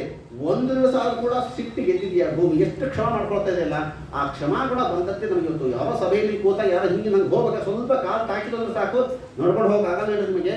ಏನು ಕಣ್ಣು ನೆತ್ತಿ ಮೇಲೆ ಬಂದಾವ, ಇನ್ನೇನೋ ಮಾತಾಡ್ತೀವಿ, ಚೂರು ಕಾಲು ತಾಕಿದ್ದಕ್ಕೆ. ಸ್ವಲ್ಪ ಭೂಮಿಯನ್ನು ನೋಡೋಣ, ಎಷ್ಟು ಭೂಮಿ ತುಳಿಸಿಕೊಳ್ತಾ ಇದೆ, ಸುಮ್ಮನೆ ಕೂತಿದೆಯಲ್ಲ. ಕ್ಷಮಾಗುಣ ನಾನು ಭೂಮಿಯಿಂದ ಕಲ್ತದ್ದು. ಪೃಥ್ವಿ, ವಾಯು, ವಾಯುವಿನಿಂದ ಕಲ್ತದ್ದೇನು? ವಾಯು ಅದು ಸುಗಂಧವಾದ ಗಾರ್ಡನ್ನಲ್ಲೂ ಬೀಸ್ತದೆ, ಚರಂಡಿಯಲ್ಲಿ ಬೀಸ್ತದೆ, ಈಶ್ವರ ಏಕ ಪ್ರಕಾರವಾಗಿರ್ತದೆ. ಹಾಗೆ ಸುಖವಾಗಲಿ ಬಹು ದುಃಖವಾಗಲಿ ಸಖನೀನಾಗಿರೋ ಪಾಂಡುರಂಗ ವಾಯುವಿನಿಂದ ನಾನು ಕಲ್ತದ್ದು. ಪೃಥ್ವಿ, ವಾಯು, ಆಕಾಶ ಕೂಟಸ್ಥೋಕ್ಷರ ಉಚ್ಯತೆ. ಪರಮಾತ್ಮ ಹೇಗಿದ್ದ ಅಂತಂದ್ರೆ ಕೂಟವತ್ತಿಷ್ಠತಿ ಕೂಟಸ್ಥ, ಆಕಾಶದಿಂದ ಪರಮಾತ್ಮ ಇದ್ದಾನೆ ಅಂತ ಆಕಾಶವನ್ನು ನೋಡಿ ನಾನು ಕಲ್ತದ್ದು. ಪೃಥ್ವಿ, ವಾಯು, ಆಕಾಶ, ಆಪಹ ನೀರಿನಿಂದ ಕಲ್ತದ್ದು ಏನು? ಸನ್ಮನಸ್ ಸಲಿಲೋ ಯಥಾ. ನೀರು ಹೆಂಗಿರ್ತದೆ? ನೀರಿನಿಂದ ಒಂದು ಗುಣ ಇದೆ. ಯಾವ ಗುಣ ಅಂತಂದ್ರೆ ಸಜ್ಜನರ ಮನಸ್ಸಿನಂತೆ ನೀರು ಇರ್ತದೆ. ನೀರಿನಲ್ಲಿ ಸ್ನೇಹ ಗುಣ ಇದೆ ಅಂತೆ. ಸ್ನೇಹ ಗುಣ ಅಂತಂದು ನಮ್ಮನ್ನ ತುಂಬಿಕೊಂಡ್ವಿ ಅಂತಂದ್ರೆ ಒಂದು ಗಟ್ಟಿತನ ಅಂತಂದು ಬರ್ತದೆ, ಒಂದು ಯೂಹ ಅಂತಂದು ಕೂಡ್ತದೆ. ನೀವು ಮನೆಯಲ್ಲಿ ಹೆಣ್ಮಕ್ಳಿಗೆ ಗೊತ್ತು ನೋಡ್ರಿ, ಒಂದು ಜೋಳದ ಹಿಟ್ಟು ನೀವು ನೀರನ್ನೇ ಕಲಿಸ್ಲಾರ್ದ ಹಿಂಗೆ ಜೋಳದ ಹಿಟ್ಟು ಮ್ಯಾಲಿಂದ ಹಿಂಗೆ ಬಿಡ್ರಿ, ಏನಾಗ್ತದೆ ನೋಡೋಣ, ಎಲ್ಲ ಕಡೆ ಚೆದರ್ಕೊಂಡ್ಬಿಡ್ತದೆ ಅದು ಜೋಳದ ಹಿಟ್ಟು. ಅದೇ ಜೋಳದ ಹಿಟ್ಟಿಗೆ ನೀರು ಹಾಕಿ ಕಲಿಸಿ ಮುದ್ದಿ ಮಾಡಿ ಮೇಲಿಂದ ಕೂಡ್ರಿ ಪಟ್ಟದು ಒಂದೇ ಕಡೆ ಕೂಡ್ತದೆ. ಹಂಗೆ ಇವತ್ತು ಸಂಸಾರ ಅಂತಂದ್ರೆ ಹೆಂಗೆ ಅಂದ್ರೆ ನೀರು ಇಲ್ಲದೆ ಇರ್ತಕ್ಕಂಥ ಹಿಟ್ಟು ಆದಂಗಾಗಿ ನಾವೆಲ್ಲ ಗಂಡ ಹೆಂಡತಿ ಮಕ್ಕಳು ಅಪ್ಪ ಅಮ್ಮ ನಾದ್ನಿ ಮೈದ್ನ ಎಲ್ಲ ಅದಕ್ಕೆ ನಾವು ಎಲ್ಲಿಂದ ಬಿಟ್ಟರೆ ಎಲ್ಲ ಫುಲ್ ಒಂದೊಂದು ಕಡೆ ಚೆರ್ಕೊಂಡ್ಬಿಟ್ಟಿವಿ ಅಷ್ಟೇ. ನಾವು ಒಬ್ಬರು ಅಮೇರಿಕ, ಒಬ್ಬರು ಬೆಂಗಳೂರು, ಒಬ್ಬರು ಎಲ್ಲ ಕಡೆ ಪುಣೆ ಎಲ್ಲ ಚೆರ್ಕೊಂಡ್ಬಿಟ್ಟಿವಿ. ಅದೇ ಸ್ವಲ್ಪ ನೀರು ತನ್ನುವ ಒಂದು ಸ್ನೇಹ ಗುಣವನ್ನು ನೀವು ಹಾಕಿಕೊಂಡು ಬಿಡ್ರಿ, ಒಂದ್ಸಲ ಹಿಂಗೆ ಬಿಟ್ಟರೆ ಎಲ್ಲರೂ ಬೆಳಗಾವಿಗೆ ಬಿದ್ದಿರ್ತೀವಿ ಹೊರತು ಯಾರು ಯಾಕಂದ್ರೆ ಚೆರ್ಕೊಳ್ಳಿಕ್ಕೆ ಆಗೋದಿಲ್ಲ. ನೀರಿನಿಂದ ನಾನು ಕಲ್ತದ್ದು ಸ್ನೇಹ ಗುಣ ತಂದದನ್ನು ನಾನು ಕಲ್ತಿದ್ದೇನೆ. ಪೃಥ್ವಿ, ವಾಯು, ಆಕಾಶ, ಆಪಹ, ಅಗ್ನಿ ಅಗ್ನಿಯಿಂದ ಕಲ್ತದ್ದೇನು? ಅಗ್ನಿಯಲ್ಲಿರ್ತಕ್ಕಂಥ ತೇಜಸ್ಸು. ನಾನು ಹೆಂಗಿರಬೇಕು ಜೀವನದಲ್ಲಿ ಅಂತಂದ್ರೆ ನಾನು ತೇಜಸ್ಸು ಇದ್ದಂಗಿರಬೇಕು. ಎಲ್ಲಾದ್ರೂ ಬೂದಿ ಬಿದ್ದಿರಲಿ ತೊಳ್ಕೊಂಡು ಹೋಗ್ತಾರೆ, ಎಲ್ಲರೂ ಬೂದಿ ಇದ್ರೆ ತೊಳ್ಕೊಂಡು ಹೋಗ್ತಾರೆ, ಕೆಂಡ ಇದ್ರೆ ದೂರ ಹಾಯಿಸಿ ಹೋಗ್ತಾರೆ. ನಾನು ಕೆಂಡದಂತೆ ಇರಬೇಕು ಅನ್ನೋದನ್ನ ಅಗ್ನಿಯಿಂದ ನೋಡಿ ನಾನು ಕಲ್ತದ್ದು. ಸೂರ್ಯ ಹಾಗೂ ಚಂದ್ರನಿಂದ ಕಲ್ತದ್ದು ಏನು? ಚಂದ್ರ ನೋಡ್ರಿ, ಚಂದ್ರ ಒಂದ್ಸಲ ಅವನು ಇಳದ ಹುಣ್ಣಿ ಬಂತು ಅಂತಂದ್ರೆ ಏರ್ತಾನೆ, ಮತ್ತೆ ತಮಾಷೆ ಬಂತಂದ್ರೆ ಮತ್ತೆ ಇಳಿತಾನೆ. ನಾವೇನಂದ್ರೆ ಚಂದ್ರ ದೊಡ್ಡವಾದ, ಚಂದ್ರ ಸಣ್ಣವಾದ ನಾವು ಅನ್ಕೋತೀವಿ. ಚಂದ್ರ ಅಲ್ಲ ಸಣ್ಣವಾದ, ದೊಡ್ಡ ಚಂದ್ರ ಇರೋ ಹಂಗೆ ಇದ್ದಾನವ. ಚಂದ್ರ ಮಂಡಲ ಮಾತ್ರ, ಚಂದ್ರ ಮಂಡಲ ದೊಡ್ಡದು, ಚಂದ್ರ ಮಂಡಲ ಸಣ್ಣದ ಹೊರತಾಗಿ ಚಂದ್ರ ಅಲ್ಲ. ಹಾಗೆ ಇವತ್ತು ನಾನೇ ಅನ್ಕೊಂಡೆ ನಾ ದೊಡ್ಡವಾಗಿನಿ, ನಾ ಮುದುಕಾಗಿನಿ ಅಂತೀವಲ್ಲ, ನಾನಲ್ಲ ಅದು. ನಾನು ಜೀವ ಹೆಂಗದ ಹಂಗೇ ಇದ್ದೀನಿ. ನನ್ನ ದೇಹ ಮಾತ್ರ ಕೌಮಾರಂ ಯೌವನಂ ಜರ ಇವೆಲ್ಲ ಕೂಡ ದೇಹಕ್ಕೆ ಹೊರತಾಗಿ ಜೀವಕ್ಕೆ ಅಲ್ಲ ಅನ್ನೋದು ಚಂದ್ರನಿಂದ ಕಲ್ತೇವೆ. ಸೂರ್ಯನಿಂದ ಕಲ್ತದ್ದು ಏನು? ಸೂರ್ಯ ಮಳೆಗಾಲದಲ್ಲಿ ತಾನು ನೀರು ತೆಗೆದುಕೊಳ್ತಾನೆ, ಮತ್ತೆ ಬೇಸಿಗೆಯಲ್ಲಿ ತೆಗೆದುಕೊಳ್ತಾನೆ, ಮಳೆಗಾಲದಲ್ಲಿ ಮತ್ತೆ ಬಿಡ್ತಾನೆ. ಹಾಗೆ ತಗೊಳ್ಳೋದು ಮಾತ್ರ ಅಲ್ಲ, ಕೊಡೋ ಬುದ್ಧಿಯೂ ಬೇಕು ಅಂತ ಅನ್ನೋದನ್ನು ಸೂರ್ಯನಿಂದ ನಾನು ಕಲ್ತದ್ದು. ಆಪಹ ಚಂದ್ರ ರವಿ ಕಪೋತೋ ಅಜಗರ ಸಿಂಧು. ಒಬ್ಬೊಬ್ಬರನ್ನ ನಾನು ಒಂದೊಂದು ರೀತಿಯ ಕಥೆಯನ್ನು ನಾನು ಕಲಿತೆ. ಅಜಗರ ಸರ್ಪ ಏನು ಮಾಡಿದೆ? ಕೂತಲ್ಲೇ ಕೂತಿರ್ತದೆ, ಎಲ್ಲಿ ಆಹಾರ ಬರ್ತದೋ ತಿಂತದೆ, ಸುಮ್ಮನೆ ಕೂತ್ ಬರ್ತದೆ ಅಷ್ಟೇ. ಮತ್ತು ಆಹಾರಕ್ಕೋಸ್ಕರ ಹೆಚ್ಚಿನ ಪ್ರಯತ್ನವನ್ನು ಮಾಡೋದಿಲ್ಲ. ನಾನು ಆಹಾರಕ್ಕೋಸ್ಕರವಾಗಿ ನಾನು ಹೋಗಬಾರದು ಅನ್ನೋದನ್ನ ಅಜಗರದಿಂದ ಕಲ್ತದ್ದು. ಅಜಗರ ಸಿಂಧು ಪತಂಗು. ಸಿಂಧುವಿನಿಂದ ಕಲ್ತದ್ದೇನು? ಬೇಕಾದಷ್ಟು ನದಿ ನೀರು ಬಂದು ಬಂದು ಬಂದು ಬಂದು ಸೇರಲಿ, ಅದು ಎಂದೂ ಹಿಗ್ಗೋದಿಲ್ಲ. ಅದರಂತೆ ತನ್ನ ಗಾಂಭೀರ್ಯವನ್ನು ತಾನು ಎಂದಿಗೂ ಬದಲು ಮಾಡ್ಕೊಳ್ಳೋದಿಲ್ಲ. ಯಾವ ಸಮುದ್ರ? ಸಮುದ್ರದ ಬೇಕಾದಷ್ಟಿದೆ ಕಲಿಯುವುದು. ನೋಡ್ರಿ, ಸಮುದ್ರ ಬೇಕಾಷ್ಟು ಜಲರಾಶಿಯಿಂದ ತುಂಬಿರ್ತದೆ, ಆದರೆ ಬರೀ ಉಪ್ಪು ನೀರು, ಯಾರಿಗೂ ಒಂದು ಲೋಟ ಕುಡಿಲಿಕ್ಕೆ ಕೊಡೋದಿಲ್ಲ ಅದು ಸಮುದ್ರ. ಹಾಗೆ ಈ ಯಾವ ನದಿಗಳೇನಿರ್ತಲ್ಲ, ನದಿಗಳು ಬೇಕಾಷ್ಟು ಪಾತ್ರ ಸಣ್ಣದು, ಬೇಕಾಷ್ಟು ಹರಿತಾ ಇರ್ತಾರೆ. ಅದು ಎಲ್ಲರೂ ಸ್ನಾನವನ್ನು ಮಾಡ್ತಾರೆ, ಕುಡಿತಾರೆ, ಬಟ್ಟೆ ಒಗಿತಾರೆ, ಎಲ್ಲವನ್ನೂ ಮಾಡ್ತಾರೆ. ಸಮುದ್ರದಲ್ಲಿ ಯಾರು ಏನೂ ಮಾಡೋದೇ ಇಲ್ಲ. ಆಗ ಸುಡಗಾಡಿ ನದಿ ನೀರಲ್ಲ, ಇವು ಹೋಗಿ ಸಮುದ್ರಕ್ಕೆ ಸೇರಿಬಿಟ್ಟಿರ್ತದೆ. ಅದ್ರ ಗುಣನೇ ಇದು ಕಲ್ತು ಬಿಡ್ತದಂತೆ. ಸಮುದ್ರದ ನದಿ ನೀರು ಕೂಡ ಸಮುದ್ರದಾಗ ಆಗಿ ಹೋಗ್ಬಿಡ್ತಾವೆ ಇವು. ಅದರಿಂದ ನಾನು ಒಂದು ಗುಣವನ್ನು ಕಲ್ತಿದ್ದೆ. ಸಿಂಧು ಅಜಗರ ಸಿಂಧು ಪತಂಗೋ ಮಧುಕ ಗಜ. ಪತಂಗ ಏನು ಮಾಡುತ್ತೆ ಗೊತ್ತಾ? ಅದು ಒಂದು ದೀಪದ ಸುತ್ತಾ ಇರ್ತದೆ. ಆ ದೀಪವನ್ನು ಏನು ಅನ್ಕೊಂಡಿರ್ತದೆ ಅಂತ, ಇದು ಯಾವುದೋ ಹಣ್ಣು ಅಂತ ಭವಿಸಿರ್ತದಂತ. ಹಣ್ಣು ತಿನ್ನಬೇಕಂತ ಭವಿಸಿ ಸುತ್ತ ತಿರುಗಿ ಪಟ್ಟಂತ ಬಡಿತದೆ, ಸುತ್ತೋಗ್ಬಿಡ್ತದೆ ಅಷ್ಟೇ. ನಾವು ಎಲ್ಲ ಅಷ್ಟೇ ಇದೆ, ಮಾದು ಮೋರು ಸಿನಿಮಾ ಸುತ್ತ ತಿರುಗ್ತಾ ಇರ್ತೀವಿ. ನಾವು ಇದೇನು ಸುಖ ಕೊಡೋದು ತಿರುಗ್ತಾ ಇರ್ತೀವಿ. ಹೋಗಿ ಅದರೊಳಗೆ ಹೋಗ್ತೀವಿ, ನಾವು ಇಡೀ ನಮ್ಮ ಜೀವನವನ್ನು ಹಾಳು ಮಾಡ್ಕೊಳ್ತಾ ಇದ್ದೇವೆ ನಾವೆಲ್ಲ. ಮಧುಕೃತ ಗಜ. ಮೀನನ್ನು ಅದ್ಭುತವಾದ ಒಂದು ಪಾಠವನ್ನು ಕಲಿಸಿಕೊಡ್ತು. ಮೀನು ಏನು ಜಿಹ್ವಾಚಾಪಲ್ಯವನ್ನು ಬಿಡಬೇಕು ಅನ್ನೋದನ್ನ ಮೀನನ್ನು ಕಲಿಸಿಕೊಡ್ತದೆ. ಮೀನುಗಾರರು ಮೀನನ್ನು ಹೆಂಗೆ ಹಿಡಿತಾರೆ ನೋಡ್ರಿ. ಒಂದು ದೊಡ್ಡ ಸರೋವರನೋ ಬಾವಿನೋ ತುಂಬ ಮೀನು ಇರ್ತಾವಲ್ಲ, ಇವರು ಹೋಗಿ ಒಂದು ಕಣಕದ ಮುದ್ದಿ, ಗೋಧಿ ಹಿಟ್ಟಿನ ಮುದ್ದಿಯನ್ನ ನೀರಿನಲ್ಲಿ ಒಗಿತಾರೆ. ಒಗದ ತಕ್ಷಣ ಎಲ್ಲ ಮೀನು ಗುಮ್ಮಂತ ಹಿಟ್ಟು ತಿನ್ನಬೇಕು ಅಂತ ಒಂದು ಕಡೆ ಸೇರ್ಕೊಡ್ತವೆ. ಇವಾಗ ಬಲಿ ಹಾಕೋತಾನೆ, ಎಲ್ಲ ತನ್ನ ಕೈ ವಶ ಮಾಡ್ಕೊಂಡು ಎಲ್ಲ ಒಂದು ವರ್ಷ ಆಗಿ ಹೋಗ್ತವೆ. ಇವತ್ತು ನಾವೆಲ್ಲ ಮೀನುಗಳಿದ್ದಂಗೆ ಇದ್ದೀವಿ. ನಮ್ಮ ಪರಿಸ್ಥಿತಿ ಹಾಗೇ ಆಗಿದೆ ಇವತ್ತಿನ ದಿವಸ. ಅವತ್ತು ಅವನು ಹಸಿಯಾದ ಹಿಟ್ಟನ್ನು ಒಂದು ನೀರಲ್ಲಿ ಒಗದ ಎಲ್ಲ ಮೀನು ಗುಮ್ಮಂತ ಸೇರ್ಕೊಂಡು, ಇವತ್ತು ಒಂದು ಸರ್ಕಲ್ ರೋಡ್ಗಳಲ್ಲಿ ಒಂದು ಪಾನಿಪುರಿ ಟಬ್ಬಿ ಬಂದು ಬಿತ್ತು ಅಂದ್ರೆ ಸಾಕು, ಬಣ್ಣ ಹೆಂಗೆ ಸೇರ್ಕೊಂಡಿರ್ತಾವೆ ಎಲ್ಲ ಸೇರ್ಕೊಂಡು. ಅವು ಮೀನುಗಳಿಗೆ ಹಸಿ ಹಿಟ್ಟು ಒಗದಿರ್ತಾರ, ನಾವು ಪ್ರಾಣಿಗಳಿಗೆ, ನಾವು ಮನುಷ್ಯರಿಗೆ ಕರದ ಹಿಟ್ಟು ಒಗಿತಷ್ಟೇ. ಆ ಪಾನಿಯೊಳಗೆ ಹಿಟ್ಟು ಹಾಕಿದ, ಅದು ಹಿಟ್ಟಿದ್ರೆ ಪಾನಿ ಹೇಗೆ ಕೊಡ್ತಾರೆ ಅಷ್ಟೇ ನಮಗೆ. ಬೇರೆ ಇದೆಲ್ಲ ಇದೆ ಬೆಳಗಾವಿ ನೋಡಿದ್ರೆ ಯಾವ್ದು ಹಾವು ಕಟ್ಟ ಅನ್ನೋದು ಏನು ಜನ ಸೇರ್ಕೊಂಡ್ರೆ ಹೋಗ್ತಾರೆ, ಏನು ಗುಡ್ಲ ಸೇರ್ಕೊಂಡು ಒಂದೇ ಸಲ ಸೇರ್ಕೊಂಡು ಕೂತಿರ್ತಾರೆ ಅದೆಲ್ಲ. ಇದೇ ನಾವು ಮೀನು ಬೇರೆ ಅಲ್ಲ, ನಾವು ಬೇರೆ ಅಲ್ಲ. ಅವು ಸೇರ್ಕೊಳ್ತಾವೆ, ನಾವು ಸೇರ್ಕೊಳ್ತೇವೆ. ಕೊನೆಗೆ ಎಲ್ಲರ ಕೈ ವಶ ಆಗಿ ನಾವು ಕೂತ್ಕೊಳ್ತೇವೆ ಅಷ್ಟೇ ನಮ್ಮ ಕೊನೆಗೆ. ಅದಕ್ಕಾಗಿ ಜೀವನದಲ್ಲಿ ನಾವು ಗೆಲ್ಲಬೇಕು ಅಂತ ಆದರೆ ನಮ್ಮ ನಾಲಿಗೆ ಬಹಳ ಹಿಡಿತದಲ್ಲಿ ಇಟ್ಟುಕೊಳ್ಬೇಕು. ನಾವು ನಾಲಿಗೆ ಇಡೀ ನಮ್ಮ ಜೀವನವನ್ನು ಗೆಲ್ಲುವುದೇ ಈ ನಾಲಿಗೆ. ಅದಕ್ಕಾಗಿ ನಮ್ಮ ದೇಹದಲ್ಲಿ ಇಬ್ಬರು ಊಟವನ್ನು ಕೇಳ್ತಾರಂತೆ. ಒಂದು ನಾಲಿಗೆನೂ ಊಟ ಕೇಳ್ತದೆ, ಒಂದು ಹೊಟ್ಟೆನೂ ಊಟ ಕೇಳ್ತದೆ. ಹೊಟ್ಟೆ ಎಷ್ಟು ಕೇಳ್ತದೆ ಊಟವನ್ನ? ಸುಮ್ಮನೆ ಒಂದು ಅನ್ನ ಸಾರು ಒಂದು ಭಕ್ರಿ ತಿಂದ್ಬಿಟ್ರೆ ಹೊಟ್ಟೆ ತುಂಬ ಹೋಯ್ತು, ಒಂದು ಲೋಟ ನೀರು ಕೊಂಡು ಹೊಟ್ಟೆ ತುಂಬಿ ಹೋಗುತ್ತೆ, ಸಾಕು ಅಂತ ಹೇಳ್ಬಿಡ್ತದೆ ಹೊಟ್ಟೆ. ಆದರೆ ನಾಲಿಗೆ ಇದೆಯಲ್ಲ, ನಾಲಿಗೆ ಏನು ಸಾಕು ಅಂತ ಹೇಳೋದೇ ಇಲ್ಲ. ಇದು ಮಜ್ಜಿಗೆನ ಮುಗಿದಿರ್ತದೆ, ಸುಮ್ಮನೆ ಖಾಲಿ ಕೂತಿರೋ ಸುಮ್ಮನೆ ಉಪ್ಪಿನಕಾಯಿ ಹಾಕ್ತಿರ್ತಾನೆ, ಗೋಧಿನ ಹಾಕ್ತಿರ್ತಾನೆ, ಒಟ್ಟು ಸುಮ್ಮನೆ ಕೊಡೋದೇ ಇಲ್ಲ. ಇದು ನಾಲಿಗೆ ಊಟ ಮುಗಿಯೋದೇ ಇಲ್ಲಂತದೆ. ಅದಕ್ಕೋಸ್ಕರವಾಗಿ ಹೇಳೋದು, ನಾಲಿಗೆಗೆ ಗೊತ್ತಿರೋದೇ ಎರಡು. ನಮ್ಮ ನಾಲಿಗೆಗೆ ಒಂದು ತಿನ್ನೋದು ಇಲ್ಲ ಅನ್ನೋದು, ಎರಡು ಬಿಟ್ಟು ಇನ್ನೊಂದು ಗೊತ್ತೇ ಇಲ್ಲ. ಒಂದು ತಿಂತಾ ಇರ್ತದೆ, ಇಲ್ಲ ಅಂತ ಇರ್ತದೆ ಅಷ್ಟೇ. ಎರಡರಲ್ಲಿಯೂ ಕೂಡ ಒಂದು ಕಂಟ್ರೋಲ್ ಇರಬೇಕಂತೆ. ನಮ್ಮ ನಾಲಿಗೆಯನ್ನು ಎಷ್ಟು ಕಂಟ್ರೋಲಲ್ಲಿ ಇರ್ತೀವೋ ಅಷ್ಟು ನಾವು ಜೀವನದಲ್ಲಿ ನಾವು ಗೆಲ್ತೇವೆ. ಇದು ಒಂದಕ್ಕಂತಲ್ಲ, ಎಲ್ಲ ಇಂದ್ರಿಯಗಳು ಕೂಡ ಸಂಬಂಧಪಟ್ಟದ್ದು. ಪ್ರತಿಯೊಂದು 9 ನವದ್ವಾರಗಳಿಂದ ಕೂಡಿರ್ತಕ್ಕಂಥ ಶರೀರದಲ್ಲಿ ನಾವು ಯಾವುದನ್ನು ಎಲ್ಲ ಇಂದ್ರಿಯಗಳನ್ನು ಎಷ್ಟು ಕಂಟ್ರೋಲ್ ಮಾಡ್ತೀವೋ ಅಷ್ಟು ನಾವು ಜೀವನದಲ್ಲಿ ಮೇಲೆ ಬರ್ತೇವೆ. ನಾವು ದೊಡ್ಡ ದೊಡ್ಡ ಕಂಪನಿಗಳಲ್ಲಿ ನೋಡ್ರಿ, ಇವತ್ತು ದೊಡ್ಡ ದೊಡ್ಡ ಕಂಪನಿಗಳಲ್ಲಿ ಒಂದು ಗೇಟ್ ಹತ್ರ ಸೆಕ್ಯೂರಿಟಿ ಗಾರ್ಡನ್ನು ಕೂಡಿಸಿರ್ತಾರಲ್ವ, ಸೆಕ್ಯೂರಿಟಿ ಗಾರ್ಡನ್ನು ಕೂಡಿಸಿ ಅವ್ನು ಚೆಕ್ ಮಾಡ್ತಾನೆ, ಒಳಗೆ ಹೋಗ್ತಾನೆ, ನಿನ್ನ ಪಾಸ್ ಇದೆಯಾ, ನಿನ್ನ ID ಇದೆಯಾ, ಇಲ್ಲ ಪಾಸ್ ಚೆಕ್ ಮಾಡಿ ಮಾಡಿ ಮಾಡಿ ಒಳಗೆ ಬಿಡ್ತಾನೆ ಅವನು. ಆದರೆ ಇವತ್ತು ದೊಡ್ಡದಾಗಿರ್ತಕ್ಕಂಥ ಶರೀರ, ಅದ್ಭುತವಾಗಿರ್ತಕ್ಕಂಥ ಮಷಿನ್ಗಳೆಲ್ಲ ಒಳಗಿದೆ. ಒಂದೊಂದು ಲಿವರ್, ಕಿಡ್ನಿ, ಹಾರ್ಟ್, ಅದ್ಭುತವಾಗಿರ್ತಕ್ಕಂಥದ್ದು ಯಾರು ರಿಪೇರಿ ಮಾಡ್ಲಿಕ್ಕೆ ಆಗದೇ ಇರತಕ್ಕಂಥ ಮಷಿನ್ಗಳು ಒಳಗೆ ಇಟ್ಕೊಂಡಿವಿ. ಇದೇ ದೊಡ್ಡ ಕಂಪನಿ ನಮ್ಮದು ದೇಹ ಅಂತ ಅನ್ನೋದು. ಇದಕ್ಕೆ ಮೇನ್ ಗೇಟ್ ಅಂತಂದ್ರೆ ಬಾಯಿ. ಇದು ಇದೇ ಮೇನ್ ಗೇಟ್. ಈ ಬಾಯಿ ಹತ್ರ ಒಬ್ಬರಾದ್ರೂ ಸೆಕ್ಯೂರಿಟಿ ಗಾರ್ಡ್ ಕುಡಿಸಿದ್ದೀವ ನಾವು ಇವತ್ತು. ಒಂದು ತುತ್ತು ನಮ್ಮ ಬಾಯಿ ಹತ್ರ ಬಂದಾಗ ನಾವು ಚೆಕ್ ಮಾಡ್ಬೇಕಂತೆ, ಇದಕ್ಕೆ ನೈವೇದ್ಯ ಅನ್ನೋ ಪಾಸ್ ಇದೆಯಾ, ವೈಶ್ಯದೇವ ಅಂತನೋ ಪಾಸ್ ಇದೆಯಾ, ಇದ್ರ ಹತ್ರ ಇದ್ರೆ ಒಳಗಡೆ ಬಿಡ್ರಿ, ಇಲ್ಲ ಅಂತ ಸರ್ವತ ಒಳಗೆ ಬಿಡ್ಲಿಕ್ಕೆ ಹೋಗ್ಬೇಡ್ರಿ. ಇವತ್ತು ನಾವು ಯಾವ ಚೆಕ್ ಮಾಡ್ಲಿಕ್ಕೆ ಇರ್ತೀವಿ, ಎಲ್ಲಿ ಸೆಕ್ಯೂರಿಟಿ ಗಾರ್ಡ್ ಇದ್ದಾನ, ಆ ಮೇನ್ ಗೇಟ್ ಯಾವಾಗ ತೆಗೆದತ್ತೇ ಇರ್ತದೆ. ಇವತ್ತು ಸಮೋಸಾನ ಒಳಗೋಲಿ, ಪಾನಿಪುರಿನ ಒಳಗೋಲಿ, ಏನು ಎಲ್ಲ ಒಳಗೋಲಿ, ಹೋಗಿ ಫ್ರೀಯೇ ಮುಕ್ತ ಬಿಟ್ಟು ನಾವು. ಒಳಗಡೆ ಮಸೀನ್ ಕೆಡದೇ ಇರ್ತದ. ಅದಕ್ಕೋಸ್ಕರ ಮೀನಿನಿಂದ ನಾನು ಕಲ್ತದ್ದು ಏನು ಅಂತಂದ್ರೆ, ಇಡೀ ನನ್ನ ಜೀವನವನ್ನು ಗೆಲ್ಲಬೇಕು ಅಂತಂದ್ರೆ ಜಿಹ್ವ ಉಪಸ್ಥಃ ಜಯತ್ಪ್ರತಿ ಅಂತ ಹೇಳ್ತಾರೆ. ಜಿಹ್ವ ಹಾಗೂ ಉಪಸ್ಥವನ್ನು ನಾವು ಯಾವಾಗ ಗೆಲ್ತೇವೋ ಆಗ ನಾವು ಜೀವನದಲ್ಲಿ ನಾವು ಜಯವನ್ನು ತಂದುಕೊಳ್ತೇವೆ ಅಂತ ಅನ್ನೋದನ್ನು ಒಂದು ನಾನು ಮೀನಿನಿಂದ ನಾನು ನೋಡಿ ಕಲ್ತದ್ದು. ಕುಮಾರಿ ಶರಕರ್ತಪ್ಪು ಪೂರ್ಣನಾಭಿ ಸುರೇಶಕರ್ತ ಅನೇಕವಾಗಿರ್ತಾನೆ. ಕುಮಾರಿ ಕಂಕಣ ಇವೆ.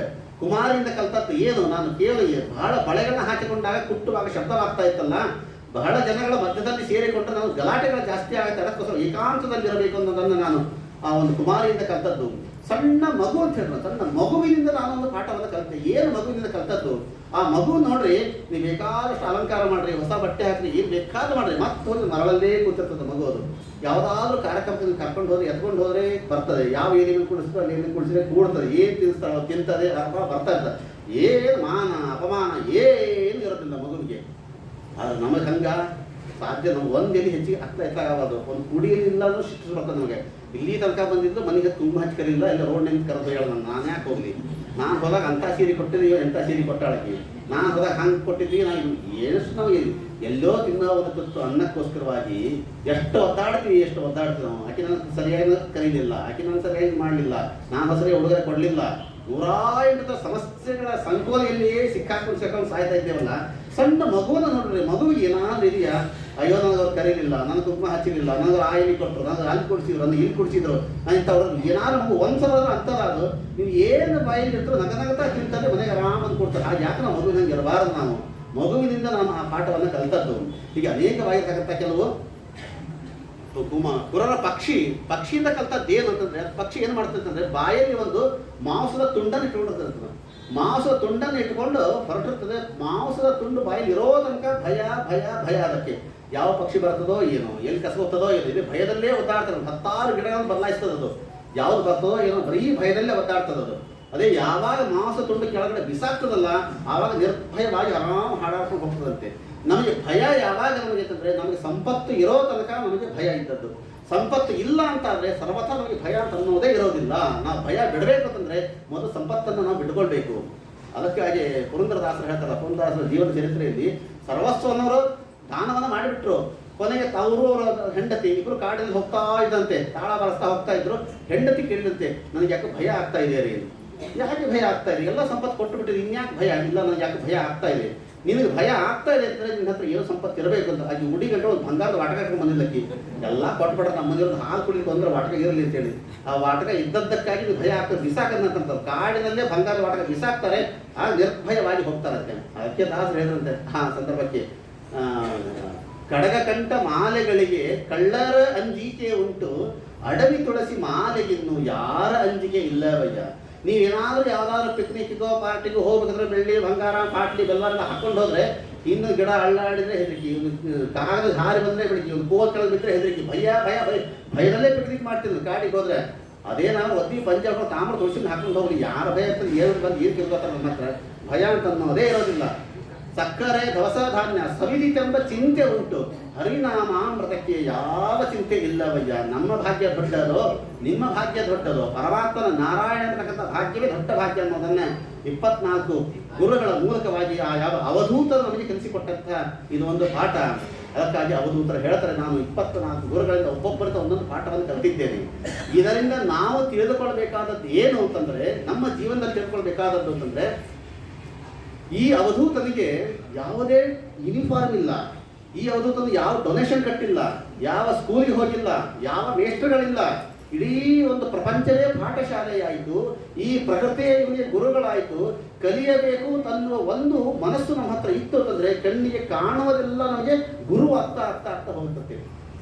ಹೆಣ್ಣು ಮಕ್ಕಳಿಗೂ ಒಂದು ಸ್ಪೂನಲ್ಲಿ ಗುರು ಆಗ್ಬೋದು, ಒಂದು ಲೋಟ ಗುರು ಆಗ್ಬೋದು ನಿಮಗೆ. ಅಡಿಗೆ ಮನೆಯಲ್ಲಿ ನೀವು ಏನು ಕಣ್ಣಿಗೆ ಕಾಣಿಸ್ತು ಎಲ್ಲವೂ ಗುರು ಆಗೋದು. ಬೆಳಿಗ್ಗೆ ಎದ್ದ ತಕ್ಷಣ ನೀವು ಕುಕ್ಕರ್ ಇಡ್ತಿರಲ್ಲ, ಕುಕ್ಕರನ್ನು ನೋಡಿ ಒಂದು ಪಾಠ ಕಲಿಯರು ಹೇಳ್ತೀನಿ. ಆ ಕುಕ್ಕರ್ಗೆ ನೋಡ್ರಿ ಬುಡಕ ಬೆಂಕಿ ಹತ್ತಿರ್ತದೆ, ಬುಡಕ್ ಬೆಂಕಿ ಹತ್ತಿರ್ತದ, ಒಳಗೆ ಕುದೀತಿರ್ತದ, ಅಷ್ಟಿದ್ರ ಮ್ಯಾಲ ಮತ್ತೆ ಶೀಟಿ ಹೊಡ್ಬಿಟ್ಟು ಆರಾಮ್ ಇರ್ತದೆ ಆ ಕುಕ್ಕರ್. ಹಂಗೆ ಯಾಕೆ ಇರಬಾರ್ದು? ಬೇಕಾಷ್ಟು ಕಷ್ಟ ಇರಬಹುದು ಜೀವನದಲ್ಲಿ, ಬೇಕಾಷ್ಟು ಕಷ್ಟ ಇದ್ದರೂ ಕೂಡ ನಾನು ಪರಮಾತ್ಮ ನಾಮಸ್ಮರಣೆಯನ್ನು ಮಾಡಿಬಿಟ್ಟು ಜಮ್ಮತ್ ನಾನು ಯಾಕೆ ಇರಬಾರ್ದು? ಒಂದು ಕುಕ್ಕರ್ ಪಾಠ ಹೇಳ್ಕೊಡ್ತದೆ, ಚಮಚ ಪಾಠ ಹೇಳ್ಕೊಡ್ತದೆ, ಲೋಟ ಪಾಠ, ತಟ್ಟಿ ಪಾಠ ಹೇಳ್ಕೊಡ್ತದೆ ನಮಗೆ. ಈ ಪಾಠ ಕಲಿಸಿಕೊಡ್ಲಿಕ್ಕೆ ಅಂತೇಳಿ ನಾವು ನೋಡುವ ಕಣ್ಣುಗಳು ಬೇಕಷ್ಟೇ ಹೊರತಾಗಿ. ಅದಕ್ಕಾಗಿ ಒಬ್ಬರು ಹೇಳಿದ್ರು, ಒಂದು ಹಣ್ಣು ಇವತ್ತು ಬಾಳೆಹಣ್ಣು ಮಾರ್ಕೆಟ್ನಿಂದ ನೀವು ತೊಗೊಂಡು ಬಂದಾಗ ನಾವು ಏನು ಹೇಳ್ತದಕ್ಕೆ ಹಣ್ಣು ಹಣ್ಣು ಹಣ್ಣು ಅಂತ ಹೇಳ್ತೀವಿ. ಅದೇ ಹಣ್ಣು ಗುಡಿ ಒಳಗೆ ಹೋಗಿ ಬರಲಿ, ಅದು ಪ್ರಸಾದ ಪ್ರಸಾದ ಪ್ರಸಾದ ಅಂತ ಹೇಳ್ತೀವಿ. ಅಲ್ಲಿ ಹಣ್ಣು ಬದಲಾಗಲಿಲ್ಲ, ನೋಡೋ ಕಣ್ಣು ಬದಲಾಯಿಸಿ ಅಷ್ಟೇ. ಇಲ್ಲಿ ನಮ್ಮ ಕಣ್ಣನ್ನು ಬದಲಾಯಿಸಿದ ಹೊರತಾಗಿ ಹಣ್ಣನ್ನು ಬದಲಾಯಿಸ್ಲಿಕ್ಕೆ ಹೋಗಬೇಡ್ರಿ. ಅದಕ್ಕಾಗಿ ಒಂದು ಕತೆ ಹೇಳ್ತಾರೆ, ಈ ಪ್ರಸಂಗಕ್ಕೆ ನೆನಪಾದಂತಹ ಕತೆ ಅದು. ಒಬ್ಬ ರಾಜ ಏನೋ ಒಂದು ಕಾಯಿಲೆ ಬಂದಿತ್ತು ಅವನಿಗೆ, ಡಾಕ್ಟರ್ ಹತ್ರ ತೋರಿಸಿದ. ಡಾಕ್ಟರ್ ವೈದ್ಯರು ಸಲಹೆ ಕೊಟ್ಟರು, ನೋಡಪ್ಪ ನಿನ್ನ ಕಣ್ಣಿಗೆ ಬಹಳ ದೊಡ್ಡ ಕಾಯಿಲೆ ಇದೆ, ನೀನು ಬರೀ ಹಸಿರು ಪದಾರ್ಥವನ್ನೇ ನೋಡ್ಬೇಕು, ನೀನು ಎಲ್ಲರೂ ಹಸಿರನ್ನೇ ನೋಡ್ಬೇಕು, ನೀನು ಅಂತ ಬರೀ ಹಸಿರು ನೋಡ್ತಾ ಹೋಗು, ಆರಾಮ ಆಗ್ತದೆ. ಮೊದಲೇ ರಾಜ ಇಡೀ ಡಂಗರ ಸಾಯಿಸಿಬಿಟ್ಟ. ಇಡೀ ನನ್ನ ದೇಶ ಎಲ್ಲ ಹಸಿರು ಕಾಣಬೇಕು ಅಂತ ರೋಡ್ಗೆಲ್ಲ ಹಸಿರು ಪೇಂಟ್ ಬಡಿಸಿದ. ರೋಡೆಲ್ಲ ಹಸಿರು, ಅಂಗಡಿಗಳೆಲ್ಲ ಹಸಿರು, ಗೋಡೆಗಳೆಲ್ಲ ಹಸಿರು, ಬರೀ ಹಸಿರು ಮಯ ಮಾಡಿಟ್ಬಿಟ್ಟ ಅವನ ದೇಶ ಎಲ್ಲ. ಏನೋ ಕಾರಣಾಂತರದಿಂದ ಒಂದು ತಿಂಗಳು ಬೇರೆ ದೇಶಕ್ಕೆ ಹೋಗೋ ಪ್ರಸಂಗ ಬಂತು. ಆಗ ಚಿಂತಿಸಿ, ನಮ್ಮ ದೇಶ ಏನೋ ನಾ ಹಸಿರು ಮಾಡಿದೆ, ಬೇರೆ ದೇಶ ಅವರೇ ಹಸಿರು ಮಾಡ್ತಾರೆ ನಮ್ಮ ಸಲುವಾಗಿ, ಏನು ಮಾಡೋಣ? ಎಲ್ಲ ಮಂತ್ರಿಮಂಡಲ ಸೇರಿಸಿದ, ಎಲ್ಲರ ನಮ್ಮ ಖರ್ಚಿನಲ್ಲಿ ಇಡೀ ಆ ದೇಶ ಹಸಿರು ಮಾಡಿಬಿಡೋಣ ಅಂತ ಒಬ್ಬರು ಅಂದರು. ಇಲ್ಲ ನಾವೆಲ್ಲ ಹಸಿರು ಬಟ್ಟೆ ಹಿಡ್ಕೊಂಡು ಹೋಗೋಣ, ಎಲ್ಲ ನಾವೇ ಮಾಡೋಣ, ಏನೋ ಚರ್ಚಿಸಿರುವಾಯ್ತು. ಒಬ್ಬ ಬ್ರಾಹ್ಮಣ ಬಂದು ಹೇಳಿದ, ರಾಜ ಬಹಳ ಚಿಂತೆ ಮಾಡ್ಲಿಕ್ಕೆ ಹೋಗಬೇಡ, ಒಂದು 100 ರೂಪಾಯಿ ಕೊಡು, ಅಷ್ಟರಲ್ಲಿ ನಾ ಎಲ್ಲ ಸಮಸ್ಯೆ ಪರಿಹಾರ ಮಾಡ್ತೀವಿ. ಸರ್ 100 ರೂಪಾಯಿ ಕೊಟ್ಟರು. ಅವ್ನು ಹಸಿರು ಕನ್ನಡಕ ತಂದು ಕೊಟ್ಟ. ಈ ಕನ್ನಡಕ ನೀ ಹಾಕೋರಿಗೆ ಎಲ್ಲ ಹಸಿರೇ ಕಾಣಿಸ್ತಿದ್ದೀರಿ, ಏನು ನೋಡ್ತೀವಿ ಎಲ್ಲ ಹಸಿರೇ ಕಾಣಿಸ್ತಾನೆ ನಿನಗೆ, ಹೌದಲ್ಲ? ಅಂದರೆ ರಾಜ ಹಸಿರು ನೋಡ್ಬೇಕಂತಂದ್ರೆ ನಿನ್ನ ಕಣ್ಣು ಬದಲು ಮಾಡ್ಕೋ, ನೀನು ಇಡೀ ಜಗತ್ತೆಲ್ಲ ಹಸಿರು ಕಾಣಿಸ್ತದೆ. ನೀ ಹಸಿರು ನೋಡ್ಬೇಕಂದ್ರೆ ಇಡೀ ಜಗತ್ತನ್ನು ಬದಲು ಮಾಡ್ಲಿಕ್ಕೆ ಹೋಗಬೇಡ ನೀನು. ಹಾಗೆ ಇವತ್ತು ನಮ್ಮ ಪರಿಸ್ಥಿತಿ ಏನಾಗಿದೆ ಅಂತಂದ್ರೆ, ನಾ ಜಗತ್ತನ್ನು ಒಳ್ಳೆಯದನ್ನು ಮಾಡ್ತೀನಿ, ಜಗತ್ತನ್ನು ಉದ್ಧಾರ ಮಾಡ್ತೀನಿ, ನಾ ಹೊಂಟಿವಿ. ಜಗತ್ತನ್ನು ಉದ್ಧಾರ ಮಾಡ್ಲಿಕ್ಕೆ ಹೋಗ್ಬೇಡ್ರಿ, ನಿಮ್ಮನ್ನು ನೀವು ಉದ್ಧಾರ ಮಾಡ್ಕೊಂಡ್ಬಿಡ್ರಿ, ತಾನಾಗಿ ಜಗತ್ತು ಉದ್ಧಾರವಾಗಿ ಹೋಗ್ತದೆ. ನಮ್ಮ ಕಣ್ಣು ನಾವು ಸರಿ ಮಾಡ್ಕೊಂಡ್ಬಿಟ್ಟಿರ್ತಂದ್ರೆ ಯಾವತ್ತಿದ್ರೂ ಪರಮಾತ್ಮನ ಸೃಷ್ಟಿಯಲ್ಲಿ ದೋಷ ಇಲ್ಲ, ನಮ್ಮ ದೃಷ್ಟಿಯಲ್ಲಿ ದೋಷ ಇದೆ ಹೊರತಾಗಿ. ಅದಕ್ಕೆ ದೃಷ್ಟಿ ದೋಷ ಅಂತ ಹೇಳ್ತಾರೆ ಹೊರತಾಗಿ ಸೃಷ್ಟಿ ದೋಷ ಅಂತ ಅನ್ನೋದಿಲ್ಲ. ನಿಮ್ಗೆ ಏನಾದ್ರು ಕಣ್ಣು ಕಾಣಿಸ್ತಾ ಇದ್ದಾಗ ಪುಸ್ತಕ ಕಾಣಿಸ್ತಾ ಇಲ್ಲ ಅಂತಂದ್ರೆ ಡಾಕ್ಟರ್ ಹತ್ರ ಚೆಕ್ ಮಾಡಿಸ್ರಿ, ಅವ್ರು ಏನು ಮಾಡ್ತಾರೆ, ಒಂದು 40 ಕೊಡ್ತಾರೆ. ಅದಕ್ಕೆ ನಿಮ್ಮ ಕಣ್ಣಿಗೆ ಹಾಕೋದು ಕೊಡ್ತಾರೆ, ಅದಕ್ಕೆ ಪುಸ್ತಕಕ್ಕೆ ಹಾಕಿ ಅಂತ ಯಾರು ಕೊಡೋದಿಲ್ಲ. ಪುಸ್ತಕ 40 ಹಾಕಲ್ಲ, ನಮ್ಮ ಕಣ್ಣಿನ ಹಾಕೋತೀವಿ. ಯಾಕೆ? ದೃಷ್ಟಿ ದೋಷ ಇರೋದು ನಮ್ಮ ಹತ್ರ ಹೊರತಾಗಿ ಜಗತ್ತಿನಲ್ಲ. ಜಗತ್ತು ಉದ್ಧಾರ ಆಗಬೇಕಂದ್ರೆ ನಾನು ಉದ್ಧಾರ ಆಗಬೇಕಂದ್ರೆ ಜಗತ್ತು ತಾನಾಗಿ ಉದ್ಧಾರವಾಗತ್ತೆ ಅನ್ನೋದನ್ನು ಯಾವ ಅವಧೂತ ತನ್ನ ಗೀತೆಯಲ್ಲಿ ತಿಳಿಸಿಕೊಡ್ತಾರೆ. ಮುಂದೆ ಅನೇಕವಾಗಿರ್ತಕ್ಕಂಥ ಅಣಿಮ, ಮಹಿಮಾ, ಜೀವ, ಗರಿಮ, ಲಘಿಮ ಅಂತ ಅಷ್ಟೈಶ್ವರ್ಯ ಸಿದ್ಧಿಗಳು ತಿಳಿಸಿಕೊಡ್ತಾರೆ. ವಿಭೂತಿ ರೂಪಗಳನ್ನು ಕೂಡ ಏಕಾದಶಿ ಸ್ಕಂದ ತಿಳಿಸಿಕೊಡ್ತಾರೆ. ಐಲಗೀತ, ಭಿಕ್ಷುಗೀತ, ಐಲಗೀತೆಯನ್ನು ಕೂಡ ಸಾಕ್ಷಾತ್ ಯಾವ ಪುರೂರವಸ್ಥೆಯ ಒಂದು ಕಥೆಯನ್ನು ಕೂಡ ತಿಳಿಸಿಕೊಡ್ತಾ ನಾವು ಹೆಣ್ಣಿನ ಚಾಪಲ್ಯಕ್ಕೆ ಒಳಗಾಗಬಾರದು ಅನ್ನೋ ಒಂದು ಅದ್ಭುತವಾಗಿರ್ತಕ್ಕಂಥ ಕಥೆಯನ್ನು ಇಲ್ಲಿ ತಿಳಿಸಿಕೊಡ್ತಾ, ಭಿಕ್ಷುಗೀತೆಯಲ್ಲಿ ಅವಂತಿ ದೇಶದ ರಾಜನ ಕಥೆ ಅಂತ ಹೇಳ್ಕೊಂಡು ಭಿಕ್ಷುಗೀತೆಯ ಮೂಲಕ ಅದ್ಭುತವಾದ ಸಂದೇಶವನ್ನು ಒಬ್ಬ ಭಿಕ್ಷುಕ ಕೊಡ್ತಾನೆ. ಒಬ್ಬ ಅವಧೂತ ನಮಗೊಂದು ಸಂದೇಶವನ್ನು ಕೊಟ್ಟ, ಒಬ್ಬ ಭಿಕ್ಷುಕ ನಮಗೊಂದು ಸಂದೇಶವನ್ನು ಕೊಡ್ತಾನೆ. ಅವನ ಕಥೆ ಇಷ್ಟೇ, ಭಿಕ್ಷುಕನ ಕಥೆ. ಅವಂತಿ ದೇಶದ ರಾಜ, ಬೇಕಾದಷ್ಟು ಸಂಪತ್ತಿತ್ತು, ಒಬ್ಬರಿಗೂ ಒಂದು ಪೈಸಾ ಕೊಡಲಿಲ್ಲ. ಅವನು ಜೀವನದಲ್ಲೇ ಕಾಲ ಕಳೆದ. ಕೊನೆಗೆ ಕಳ್ಳರು ಬಂದು ಎಲ್ಲ ಸಂಪತ್ತನ್ನು ಕಿತ್ತುಕೊಂಡ್ರು. ಆಗ ಅವನು ರೋಡಿಗೆ ಬಿದ್ದಾಗ ಎಲ್ಲರೂ ಅವನ ಮೇಲೆ ಉಗುಳಿದ್ರು, ಚೀರಿದ್ರು, ಯಾರೋ ಅನ್ನ ಕೊಡಲಿಲ್ಲ, ಚೀತು ತಂದರು. ಬಹಳ ಹೀನಾಯ ಸ್ಥಿತಿ ಆ ಭಿಕ್ಷುಕನಿಗೆ ಬಂತು. ಆಗ ಭಿಕ್ಷುಕ ಒಂದು ಉದ್ಗಾರವನ್ನು ತೆಗೆದು ಅದ್ಭುತವಾದ ಜಗತ್ತಿಗೆ ಒಂದು ಸಂದೇಶವನ್ನು ಕೊಡ್ತಾ, ಇಷ್ಟು ನನಗೆ ಕಷ್ಟ ಆಗ್ಲಿಕ್ಕತ್ತದ, ಇಷ್ಟು ನನಗೆ ದುಃಖ ಆಗ್ಲಿಕ್ಕತ್ತದ, ಈ ದುಃಖಕ್ಕೆ ಕಾರಣ ಯಾರು ಅಂತ ವಿಚಾರ ಮಾಡಿದವನು. ಈ ದುಃಖಕ್ಕೆ ಕಾರಣ ಯಾರು? ಈ ದುಃಖಕ್ಕೆ ಕಾರಣ ನಾನೇ ಅಂತ ಹೇಳಿ ಹೊರತಾಗಿ ಬೇರೆ ಯಾರೂ ಅಲ್ಲ ಇದಕ್ಕೆ ದುಃಖಕ್ಕೆ ಕಾರಣ. ಯಾಕೆ ಅಂತಂದ್ರೆ ಒಂದು ದೊಡ್ಡ ಇದು ಕರ್ಮ ಸಿದ್ಧಾಂತ ಹೇಳ್ತಾರೆ. ಅದನ್ನ ನಮಗಿವತ್ತು ಇಷ್ಟು ಸುಖ ಆಗ್ತಾ ಇದೆ, ಇಷ್ಟು ದುಃಖ ಆಗ್ತಾ ಇದೆ ಅಂತಂದ್ರೆ ಅದಕ್ಕೆ ನಾವೇ ಕಾರಣರಾಗ್ತೀವಿ ಹೊರತು ಬೇರೆ ಯಾರೂ ಕಾರಣರಲ್ಲ. ಆದ್ರೆ ದೇವರಿಗೆ ನಾವು ಏನು ಮೋಸ ಮಾಡ್ತಾರೆ ಇಲ್ಲಿ ಅಂತಂದ್ರೆ, ಯಾರೋ ಬರ್ತಾರೆ, ನಮಗೆ ಹೊಡಿತಾರೆ, ಬೈತಾರೆ, ನಾವೇನು ಅನ್ಬೇಕು, ನಮ್ಗೆ ದುಃಖ, ಒಬ್ಬರು ನನಗೆ ಬಂದು ಹೊಡೆದ್ರು ಅಂತಂದ್ರೆ ನಮಗೆ ದುಃಖ ಆಗ್ತದೆ. ಆ ದುಃಖದಲ್ಲಿ ನಾನು ಏನು ಪಟ್ಟಂತ ತಿಳ್ಕೊಂಡ್ಬಿಡ್ತೀನಿ, ಅವ ನನಗೆ ಹೊಡೆದ ಅದಕ್ಕಾಗಿ ದುಃಖ ಆಯಿತು, ಫಿನಿಶ್, ನನ್ನ ಜ್ಞಾನ ಬಂದೇ ಬಿಡ್ತದೆ. ಅವ ಹೊಡೆದ ಅದಕ್ಕೆ ದುಃಖ ಆಯಿತು ತಿಳ್ಕೊಂಡ್ಬಿಡ್ತೀವಿ. ಅದು ಹೊಡೆದದ್ದಕ್ಕೇನೆ ನಮಗೆ ದುಃಖ ಆದದ್ದಲ್ಲ. ಆ ಹೊಡೆಯೋದರ ಹಿಂದೆ ನಾವು ನೋಡ್ತಾ ಹೋದ್ರೆ ಆ ಮೂಲಕ್ಕೆ ಬಂದರೆ ಮತ್ತೆ ನಾನೇ ಅದಕ್ಕೆ ಕಾರಣನಾಗಿರ್ತೀನಿ. ಸುಮ್ಮನೆ ಉದಾಹರಣೆಗೆ ಹೇಳ್ತೀನಿ ನಿಮಗೆ. ಪೊಲೀಸರು ಕಳ್ಳರಿಗೆ ಹೊಡೆದಿರ್ತಾರೆ. ಕಳ್ಳ ಏನು ತಿಳ್ಕೊತಾನೆ, ನೀನು ಆ ಪೊಲೀಸನ ಬೂಟಗಳಿಂದ ಒತ್ತ ಅದಕ್ಕೆ ನಾನು ನೋವು ಆಯಿತು ಅನ್ಕೋತಾನ. ಅವನು ವಾಸ್ತವಿಕವಾಗಿ ಇರಬಹುದು, ಆದರೆ ಮೂಲ ಹುಡುಗ್ರಿ ಆ ಪೊಲೀಸ್ ನಿನಗೆ ಯಾಕೆ ಒದ್ದ, ನೀನು ಹೋಗಿ ಅವ್ರಿಗೆ ಕಳ್ಳತನ ಮಾಡಿದಿ, ಅದಕ್ಕಾಗಿ ಪೊಲೀಸ್ ಕೊಟ್ಟರು, ಪೊಲೀಸ್ ಬಂದು ನಿನಗೆ ಹಿಡ್ಕೊಂಡ್ರು, ನಿನಗೆ ಹೊಡೆದ್ರು, ಅದಕ್ಕಾಗಿ ದುಃಖ ಆಯಿತು. ನಿನ್ನ ದುಃಖ ಆಗೋದಕ್ಕೆ ಮೂಲ ಕಾರಣ ನೀ ಕಳ್ಳತನ ಮಾಡಿದ್ದೆ ತಾನೆ. ಈ ಕಳ್ಳತನ ಮಾಡಿದ್ದಕ್ಕಾಗೇ ನಿನಗೆ ನೋವು ಹೊರತಾಗಿ ಪೊಲೀಸರ ಲಾಠಿನಿಂದ ಅಲ್ಲ, ನಿನ್ನ ಕಳ್ಳತನವೇ ನಿನಗೆ ದುಃಖಕ್ಕೆ ಕಾರಣ. ಅದಕ್ಕೋಸ್ಕರವಾಗಿ ಈ ದುಃಖ ಸುಖ ಅಂತ ಅನ್ನೋದಕ್ಕೆ ಇನ್ನೊಬ್ಬರು ನಿಮಿತ್ತರಾಗ್ತಾರೆ ಹೊರತಾಗಿ ಅದಕ್ಕೆ ಹೊಣೆ ನಾವೇ ಹೊಣೆ ಆಗ್ತೀವಿ. ಅದೊಂದು ಭಾಗವತ ದೃಷ್ಟಾಂತವನ್ನು ಕೊಡ್ತದೆ. ನಾವು ಎಲ್ಲೋ ಬಸ್ಸಲ್ಲಿ ಟ್ರೈನಲ್ಲಿ ಹೋಗುವಾಗ ನಿದ್ದಿಗಣ್ಣೊಳಗೆ ನಮ್ಮ ನಾಲ್ಗಿ ನಾವೇ ಕಚ್ಕೊಳ್ತೀವಿ ನೋಡ್ರಿ. ಒಂದ್ಸಲ ಇದ್ದಿದ್ರೆ ನಮ್ಮ ನಾಲ್ಗಿ ನಾವೇ ಬಹಳ ನೋವಾಗ್ತದೆ. ಅವಾಗ ನಮ್ಮ ನಾಲ್ಗಿ ನಾವೇ ಕಚ್ಕೊಂಡಾಗ ಯಾರನ್ನ ಬೈತ್ರಿ, ನಾಲ್ಗೆ ಕತ್ತರಿಸ್ಕೊತೀರಾ, ನಮ್ದೇ ನಾಲ್ಗಿ, ಹಲ್ಲು ಮುರಿಸ್ಕೊತೀರಾ, ನಮ್ದೇ ಹಲ್ಲು, ನಮ್ದೇ ನಾಲ್ಗಿ, ನೋವು ನಮ್ಗೆ ಆದದ್ದು. ಹೀಗೆ ಎಲ್ಲಾ ಕಡೆಗೆ ಸುಖ ದುಃಖಗಳಿಗೆ ಹೀಗೆ ಕಾರಣ ಅಂತ ಇಟ್ಕೊಂಡ್ರೆ ಹೊರತಾಗಿ ಇನ್ನೊಬ್ಬರನ್ನ ದೂಷಿಸ್ಲಿಕ್ಕೆ ಸರ್ವತ ಹೋಗಬೇಡ್ರಿ. ಒಬ್ಬ ಭಿಕ್ಷು ಅವಂತಿ ದೇಶದ ಭಿಕ್ಷುಕ ಈ ಮಾತನ್ನು ಹೇಳಿದ್ದು. ಸಮಾಧಿಗೆ ಒಂದು ಕಥೆ ಹೇಳ್ತೇನೆ. ಒಬ್ಬ ಹಳ್ಳಿಯಲ್ಲಿ ಒಬ್ಬ ಬೆಣ್ಣೆ ವ್ಯಾಪಾರಿ, 5 ಇರ್ತಾವ ಮನೆಯಲ್ಲಿ, ಮಿನಿಮಮ್ ಬಡವ, ಬೆಣ್ಣೆಯನ್ನು ವ್ಯಾಪಾರವನ್ನು ಮಾಡಿಕೊಂಡು ತನ್ನ ಜೀವನವನ್ನು ಸಾಗಿಸ್ತಕ್ಕಂಥ ಒಬ್ಬ ವ್ಯಕ್ತಿಯವನು. ಅವನು ಪಟ್ಟಣಕ್ಕೆ ಬಂದು ಬೆಣ್ಣೆಯನ್ನು ಮಾರಾಟ ಮಾಡ್ತಾ ಇದ್ದ. ಅವನು ಏನೊಂದು ಕಿರಾಣಿ ಅಂಗಡಿ, ಒಂದು ಸ್ಟೋರ್, ಜನರಲ್ ಸ್ಟೋರು, ಅಲ್ಲಿ ಒಂದು 1 kg ಬೆಣ್ಣೆಯನ್ನು ಅಂಗಡಿಗೆ ಕೊಡ್ತಾ ಇದ್ದ. ಪ್ರತಿಯಾಗಿ ಅವನು ಹಣ ಕೊಡ್ತಾ ಇರಲಿಲ್ಲ ಕಿರಾಣಿ ಅಂಗಡಿಯವನು. 1 kg ಅಕ್ಕಿ ಕೊಡ್ತಾ ಇದ್ದ. ಅವನು ಅಕ್ಕಿ, ಜೋಳ, ಗೋಧಿ ಏನಾದ್ರು ಒಟ್ಟು 1 kg ಅವನು ಕೊಡ್ತಾ ಇದ್ದ, ಇವನು 1 kg ಬೆಣ್ಣೆ ಕೊಡ್ತಾ ಇದ್ದ. ಹೀಗೆ 5-6 ವರ್ಷಗಳ ಕಾಲ ಒಂದು ವಿಶ್ವಾಸದ ಮೇಲೆ ವ್ಯವಹಾರ ನಡೆದೋಯ್ತಷ್ಟೇ. ಅವನು 1 kg ಬೆಣ್ಣೆ ಇದೆ ಅಂತ ಅವನು ತಿಳ್ಕೊಳ್ತಾ ಇದ್ದ, 1 kg ಅಕ್ಕಿ ಬೇಕು ಇವನು ತಿಳ್ಕೊಂಡು, ಹೀಗೆ ವಿಶ್ವಾಸದ ಮೇಲೆ 5-6 ವರ್ಷ ಹಾಗೆ ಹೋಯ್ತು. ಒಂದು ಸಲ ಆ ಕಿರಾಣಿ ಅಂಗಡಿ ಅವನಿಗೆ ಯಾಕೋ ಡೌಟ್ ಬಂತು. ಅವನಿಗೆ ನಾನೇನು ಇಷ್ಟು ವಿಶ್ವಾಸ ಮಾಡಿ ನಿಮ್ಮ ಕೈಯಿಂದ 1 kg ಬೆಣ್ಣೆ ಅಂತ ತಗೊಳ್ಳಿಕತ್ತೀನಿ, ಅದನ್ನು ಈಗ ಟೆಸ್ಟ್ ಮಾಡೋಣ. ಅವನು 1 kg ಬೆಣ್ಣೆ ಕೊಟ್ಟು ಹೋದ ಮೇಲೆ ಅದನ್ನೊಂದು ತೂಕಕ್ಕೆ ಹಾಕಿ ನೋಡಿದ. ಅದು 1 kg ಇರಲಿಲ್ಲ, ಒಂದು ಅರ್ಧ kg, ಒಂದು 3/4 kg ಅಷ್ಟೇ ಬೆಣ್ಣೆ ಇತ್ತು, ಕಡಿಮೆ ಇತ್ತು. ಸಿಟ್ಟು ಬಂತವನಿಗೆ, ಅಂಗಡಿಯವನಿಗೆ. 5 ವರ್ಷದಿಂದ ಇವನು ಮೋಸ ಮಾಡ್ತಾ ಇದ್ದಾನೆ, ಇವನು ಸಹವಾಸವೇ ಬೇಡ ಅಂತೇಳಿ ನಾಳೆ ಬಂದಾಗ ಚೆನ್ನಾಗಿ ಬೈಬೇಕು ಅಂತೆಲ್ಲ ಸಿದ್ಧನಾದ. ಮತ್ತೆ 1 kg ಬೆಣ್ಣೆ ತಗೊಂಡು ಬಂದ, ಚೆನ್ನಾಗಿ ಬೈದ. ನೀನು ಸಹವಾಸ ಬೇಡ, ನೀನು ಭಾಳ ಮೋಸ ಮಾಡಿದ್ದೀಯಾ, ಮೋಸಗಾರ, ಹಾಗೆ ಯಾಕೆ ಏನಾಯಿತು? ಅದು 1 kg ಬೆಣ್ಣೆ ಇಲ್ಲವೇ ಇಲ್ಲ, ಅದು 3/4 kg ಬೆಣ್ಣೆ ಬಂದಿದೆ. ಹಂಗಾಗಿ ಕೈ ಜೋಡಿಸಿ ಹೇಳ್ದ, ಸ್ವಾಮಿ ನಾನು ಬಡವ, ನನ್ನ ಹತ್ರ ಬೆಣ್ಣೆ ಇದೆ, ತೂಗುವುದಕ್ಕೆ ನನ್ನ ಹತ್ರ ತಕ್ಕಡಿದೆ. ಇವತ್ತಿನ ಕಾಲಕ್ಕೆ ಹೇಳೋ ಕಷ್ಟ ಇರ್ತಿಲ್ಲ, ಮಷಿನ್ ಬಂದ್ಬಿಟ್ಟಿದೆ, ಅದು ತಕ್ಕಡಿ ಕಾಲ. ಅದು ತೂಗುವುದಕ್ಕೆ ತಕ್ಕಡಿ ಇದೆ, ಆದರೆ ನನಗೆ ತೂಗುವುದಕ್ಕೋಸ್ಕರವಾಗಿ ಅದು ವೇಟ್ ಕಲ್ಲು ಅಂತ ಇರ್ತಲ್ಲ, ಕಬ್ಬು ಕಲ್ಲು ಇರ್ತಿದ್ದು 1 kg 2 kg ಅಂತ ಕಲ್ಲುಗಳು ನನ್ನ ಹತ್ರ ಇಲ್ಲ ಸ್ವಾಮಿ. ಮತ್ತೆ ಹೆಂಗೆ ತೂಗಿ ಕೊಡ್ತೀವಿ ಅಂತಂದರೆ, ನೀನೇನು 1 kg ಅಕ್ಕಿ ಕೊಟ್ಟಿರ್ತಿಲ್ಲ, ಅದನ್ನೇ ನಾನು ಈ ಕಡೆಗೆ ಇಡ್ತೀನಿ, ಈ ಕಡೆ ಬೆಣ್ಣೆ ಕೊಡ್ತಾ ಇದ್ದೇನೆ. ಇದೇ ಕರ್ಮ ಸಿದ್ಧಾಂತ ಇದು. ಯದ್ಯದರಾತಿ ಪುರುಷಃ ತತ್ತದಾಪ್ನೋತಿ ಕೇವಲಂ.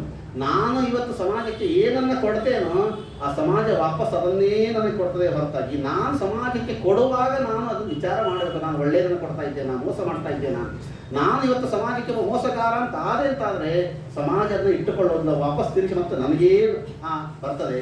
ಇವತ್ತು ಏನಾದರೂ ನನಗೆ ದುಃಖವಾಗ್ತಾ ಇದೆ, ಕಷ್ಟವಾಗ್ತಾ ಇದೆ, ನೋವು ಆಗ್ತಾ ಇದೆ ಅಂತಂದರೆ ಜನ್ಮ ಜನ್ಮಾಂತರದ ಕಷ್ಟಗಳೇ, ಜನ್ಮ ಜನ್ಮಾಂತರ ನಾವು ಮಾಡಿದ ಪಾಪಗಳೇ ಮತ್ತೆ ಸುತ್ತಿ ಸುತ್ತಿ ಸುತ್ತಿ ಸುತ್ತಿ ಮತ್ತೆ ನಮ್ಮ ಕಾಲಾಗೆ ಬಂದು ಬಿದ್ದಿರ್ತಾವು. ಸುಮ್ಮನೆ ನಾವು ದೇವರನ್ನು ಬೈತೀವಿ, ದೈವವನ್ನು ಬೈತೀವಿ, ಹಾಗೆ ಹೀಗೆ 108 ಏನೋ ನಾವು ಮಾತಾಡ್ತೀವಿ. ಯಾವುದು ಇವತ್ತೊಂದು ಸುಖ ಆಗ್ತಾ ಇದೆ, ನಾವು ಇಷ್ಟು ಕೆಳಗಡೆ ಫ್ಯಾನ್ ಕೆಳಗಡೆ ಇಷ್ಟು ಹಾಲಲ್ಲಿ ಕೂತ್ಕೊಂಡು ಭಾಗವತ ಕೇಳ್ತಾ ಇದ್ದೇವೆ ಅಂತಂದರೆ ಇದಕ್ಕೂ ಕೂಡ ಜನ್ಮ ಜನ್ಮಾಂತರದಲ್ಲಿ ಯಾವ ಪುಣ್ಯವನ್ನು ಮಾಡಿದ್ವೋ ಗೊತ್ತಿಲ್ಲ. ಆ ಪುಣ್ಯದ ಪ್ರಭಾವದಿಂದ 7 ದಿವಸಗಳ ಕಾಲ ಭಾಗವತ ಕೇಳ್ತಕ್ಕಂಥ ದೊಡ್ಡ ಭಾಗ್ಯವೂ ಇವತ್ತು ನಮಗೆ ಸಿಕ್ಕದ್ದು. ನಮಗೆ ಅದೇ ಕಷ್ಟ ಬಂತು ಅಂದರೆ ಆ ಕಷ್ಟವೂ ಕೂಡ ನಮಗೆ ಸಿಗೋದು ಕೂಡ ಅದಕ್ಕೋಸ್ಕರವಾಗಿ ನಮ್ಮ ಕರ್ಮಕ್ಕೆ ನಮಗೆ ಕಾರಣ ಅಂತೀವಿ. ಒಬ್ಬ ಭಿಕ್ಷುಕ ಕಲಿಸಿಕೊಟ್ಟಂಥ ಇದು ಪಾಠ ನಮಗೆ. ಈ ರೀತಿಯಾಗಿ ಭಿಕ್ಷು ಗೀತೆಯನ್ನು ಹೇಳ್ತಾ ಮುಂದೆ ಯಾವ ಉದ್ಧವರು ಅನೇಕವಾಗಿರ್ತಕ್ಕಂಥ ಪ್ರಶ್ನೆಗಳನ್ನು ಕೇಳ್ತಾರೆ.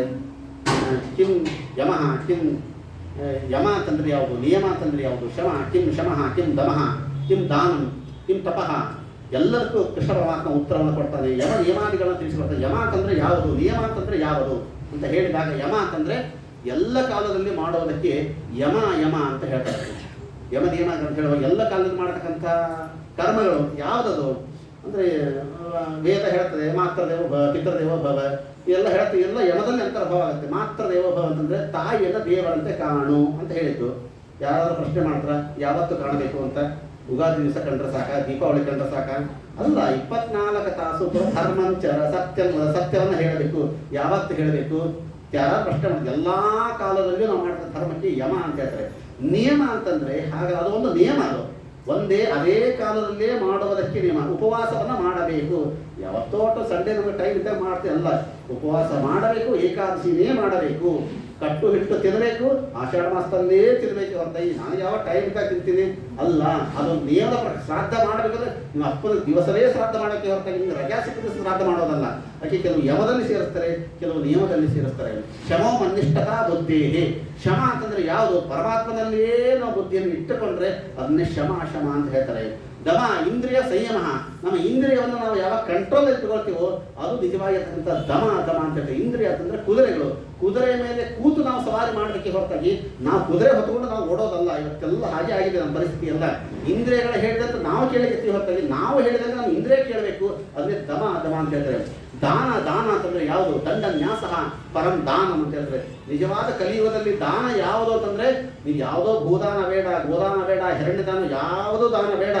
ಯಾವುದು ದಾನ ಅಂತಂದ್ರೆ ಒಬ್ಬರಿಗೆ ತೊಂದರೆ ಕೊಡದಾಗ ನಿಂಪಾಡಿ ಸುಮ್ಮನೆ ಕೂತು ಬಿಡ್ರಿ, ಅದು ದೊಡ್ಡ ದಾನ ಕೊಟ್ಟಂಗೆ ಅಂತ ಹೇಳ್ತಾರೆ ಅಷ್ಟೇ. ದಂಡ ನ್ಯಾಸ ಪರಂ ದಾನ ಅಂತ, ಅದೇ ದೊಡ್ಡದಾಗಿರ್ತಕ್ಕಂಥ ದಾನ. ಅದಕ್ಕಾಗಿ ಬಂದು ದೊಡ್ಡ ಕಾರ್ಯಕ್ರಮ ಮಾಡಿದ್ರೆ ಒಂದು ಊರಲ್ಲಿ. ಎಲ್ಲ ಕಾರ್ಯಕ್ರಮ ಮುಗಿದ ಮೇಲೆ ಆ ಊರಿನ ಗೌಡ ಅಂತಿದ್ದ, ಅವನಿಗೆ ಹೋಗಿ ಶಾಲು ಮಾಲೆಯನ್ನು ಹಾಕಿ ಶಾಲೋತಿ ನಿಮ್ಮಿಂದ ಬಹಳ ಯಶಸ್ವಿ ಆಯಿತು ಕಾರ್ಯಕ್ರಮ, ಬಹಳ ದೊಡ್ಡ ಕಾರ್ಯಕ್ರಮ, ಬಹಳ ಯಶಸ್ವಿ ಆಯಿತು ಅಂತಂದ. ಅವ ಗೌಡ ಕೇಳ್ದ, ನನ್ನಿಂದ ಯಶಸ್ವಿ ಆಯ್ತಾ? ನಾನು ಆ ಕಾರ್ಯಕ್ರಮ ಬಂದೇ ಇಲ್ಲವಲ್ಲ ಅಂತಂದ. ಅದಕ್ಕಾಗಿ ಯಶಸ್ವಿ ಆಗಿತ್ತು ಅಂತ ಹೇಳಿದ್ರು ಅಷ್ಟೇ. ಹಾಗೆ ಒಬ್ಬರು ತೊಂದರೆ ಕೊಡದಾಗ ನಮ್ಮ ಪಾಡಿ ನಾವು ಕೂತ್ರೆ ಸಾಕು ದೊಡ್ಡ ದಾನಿಗಳಾಗಿರ್ತೀವಿ ನಾವೆಲ್ಲ ಇತ್ತು.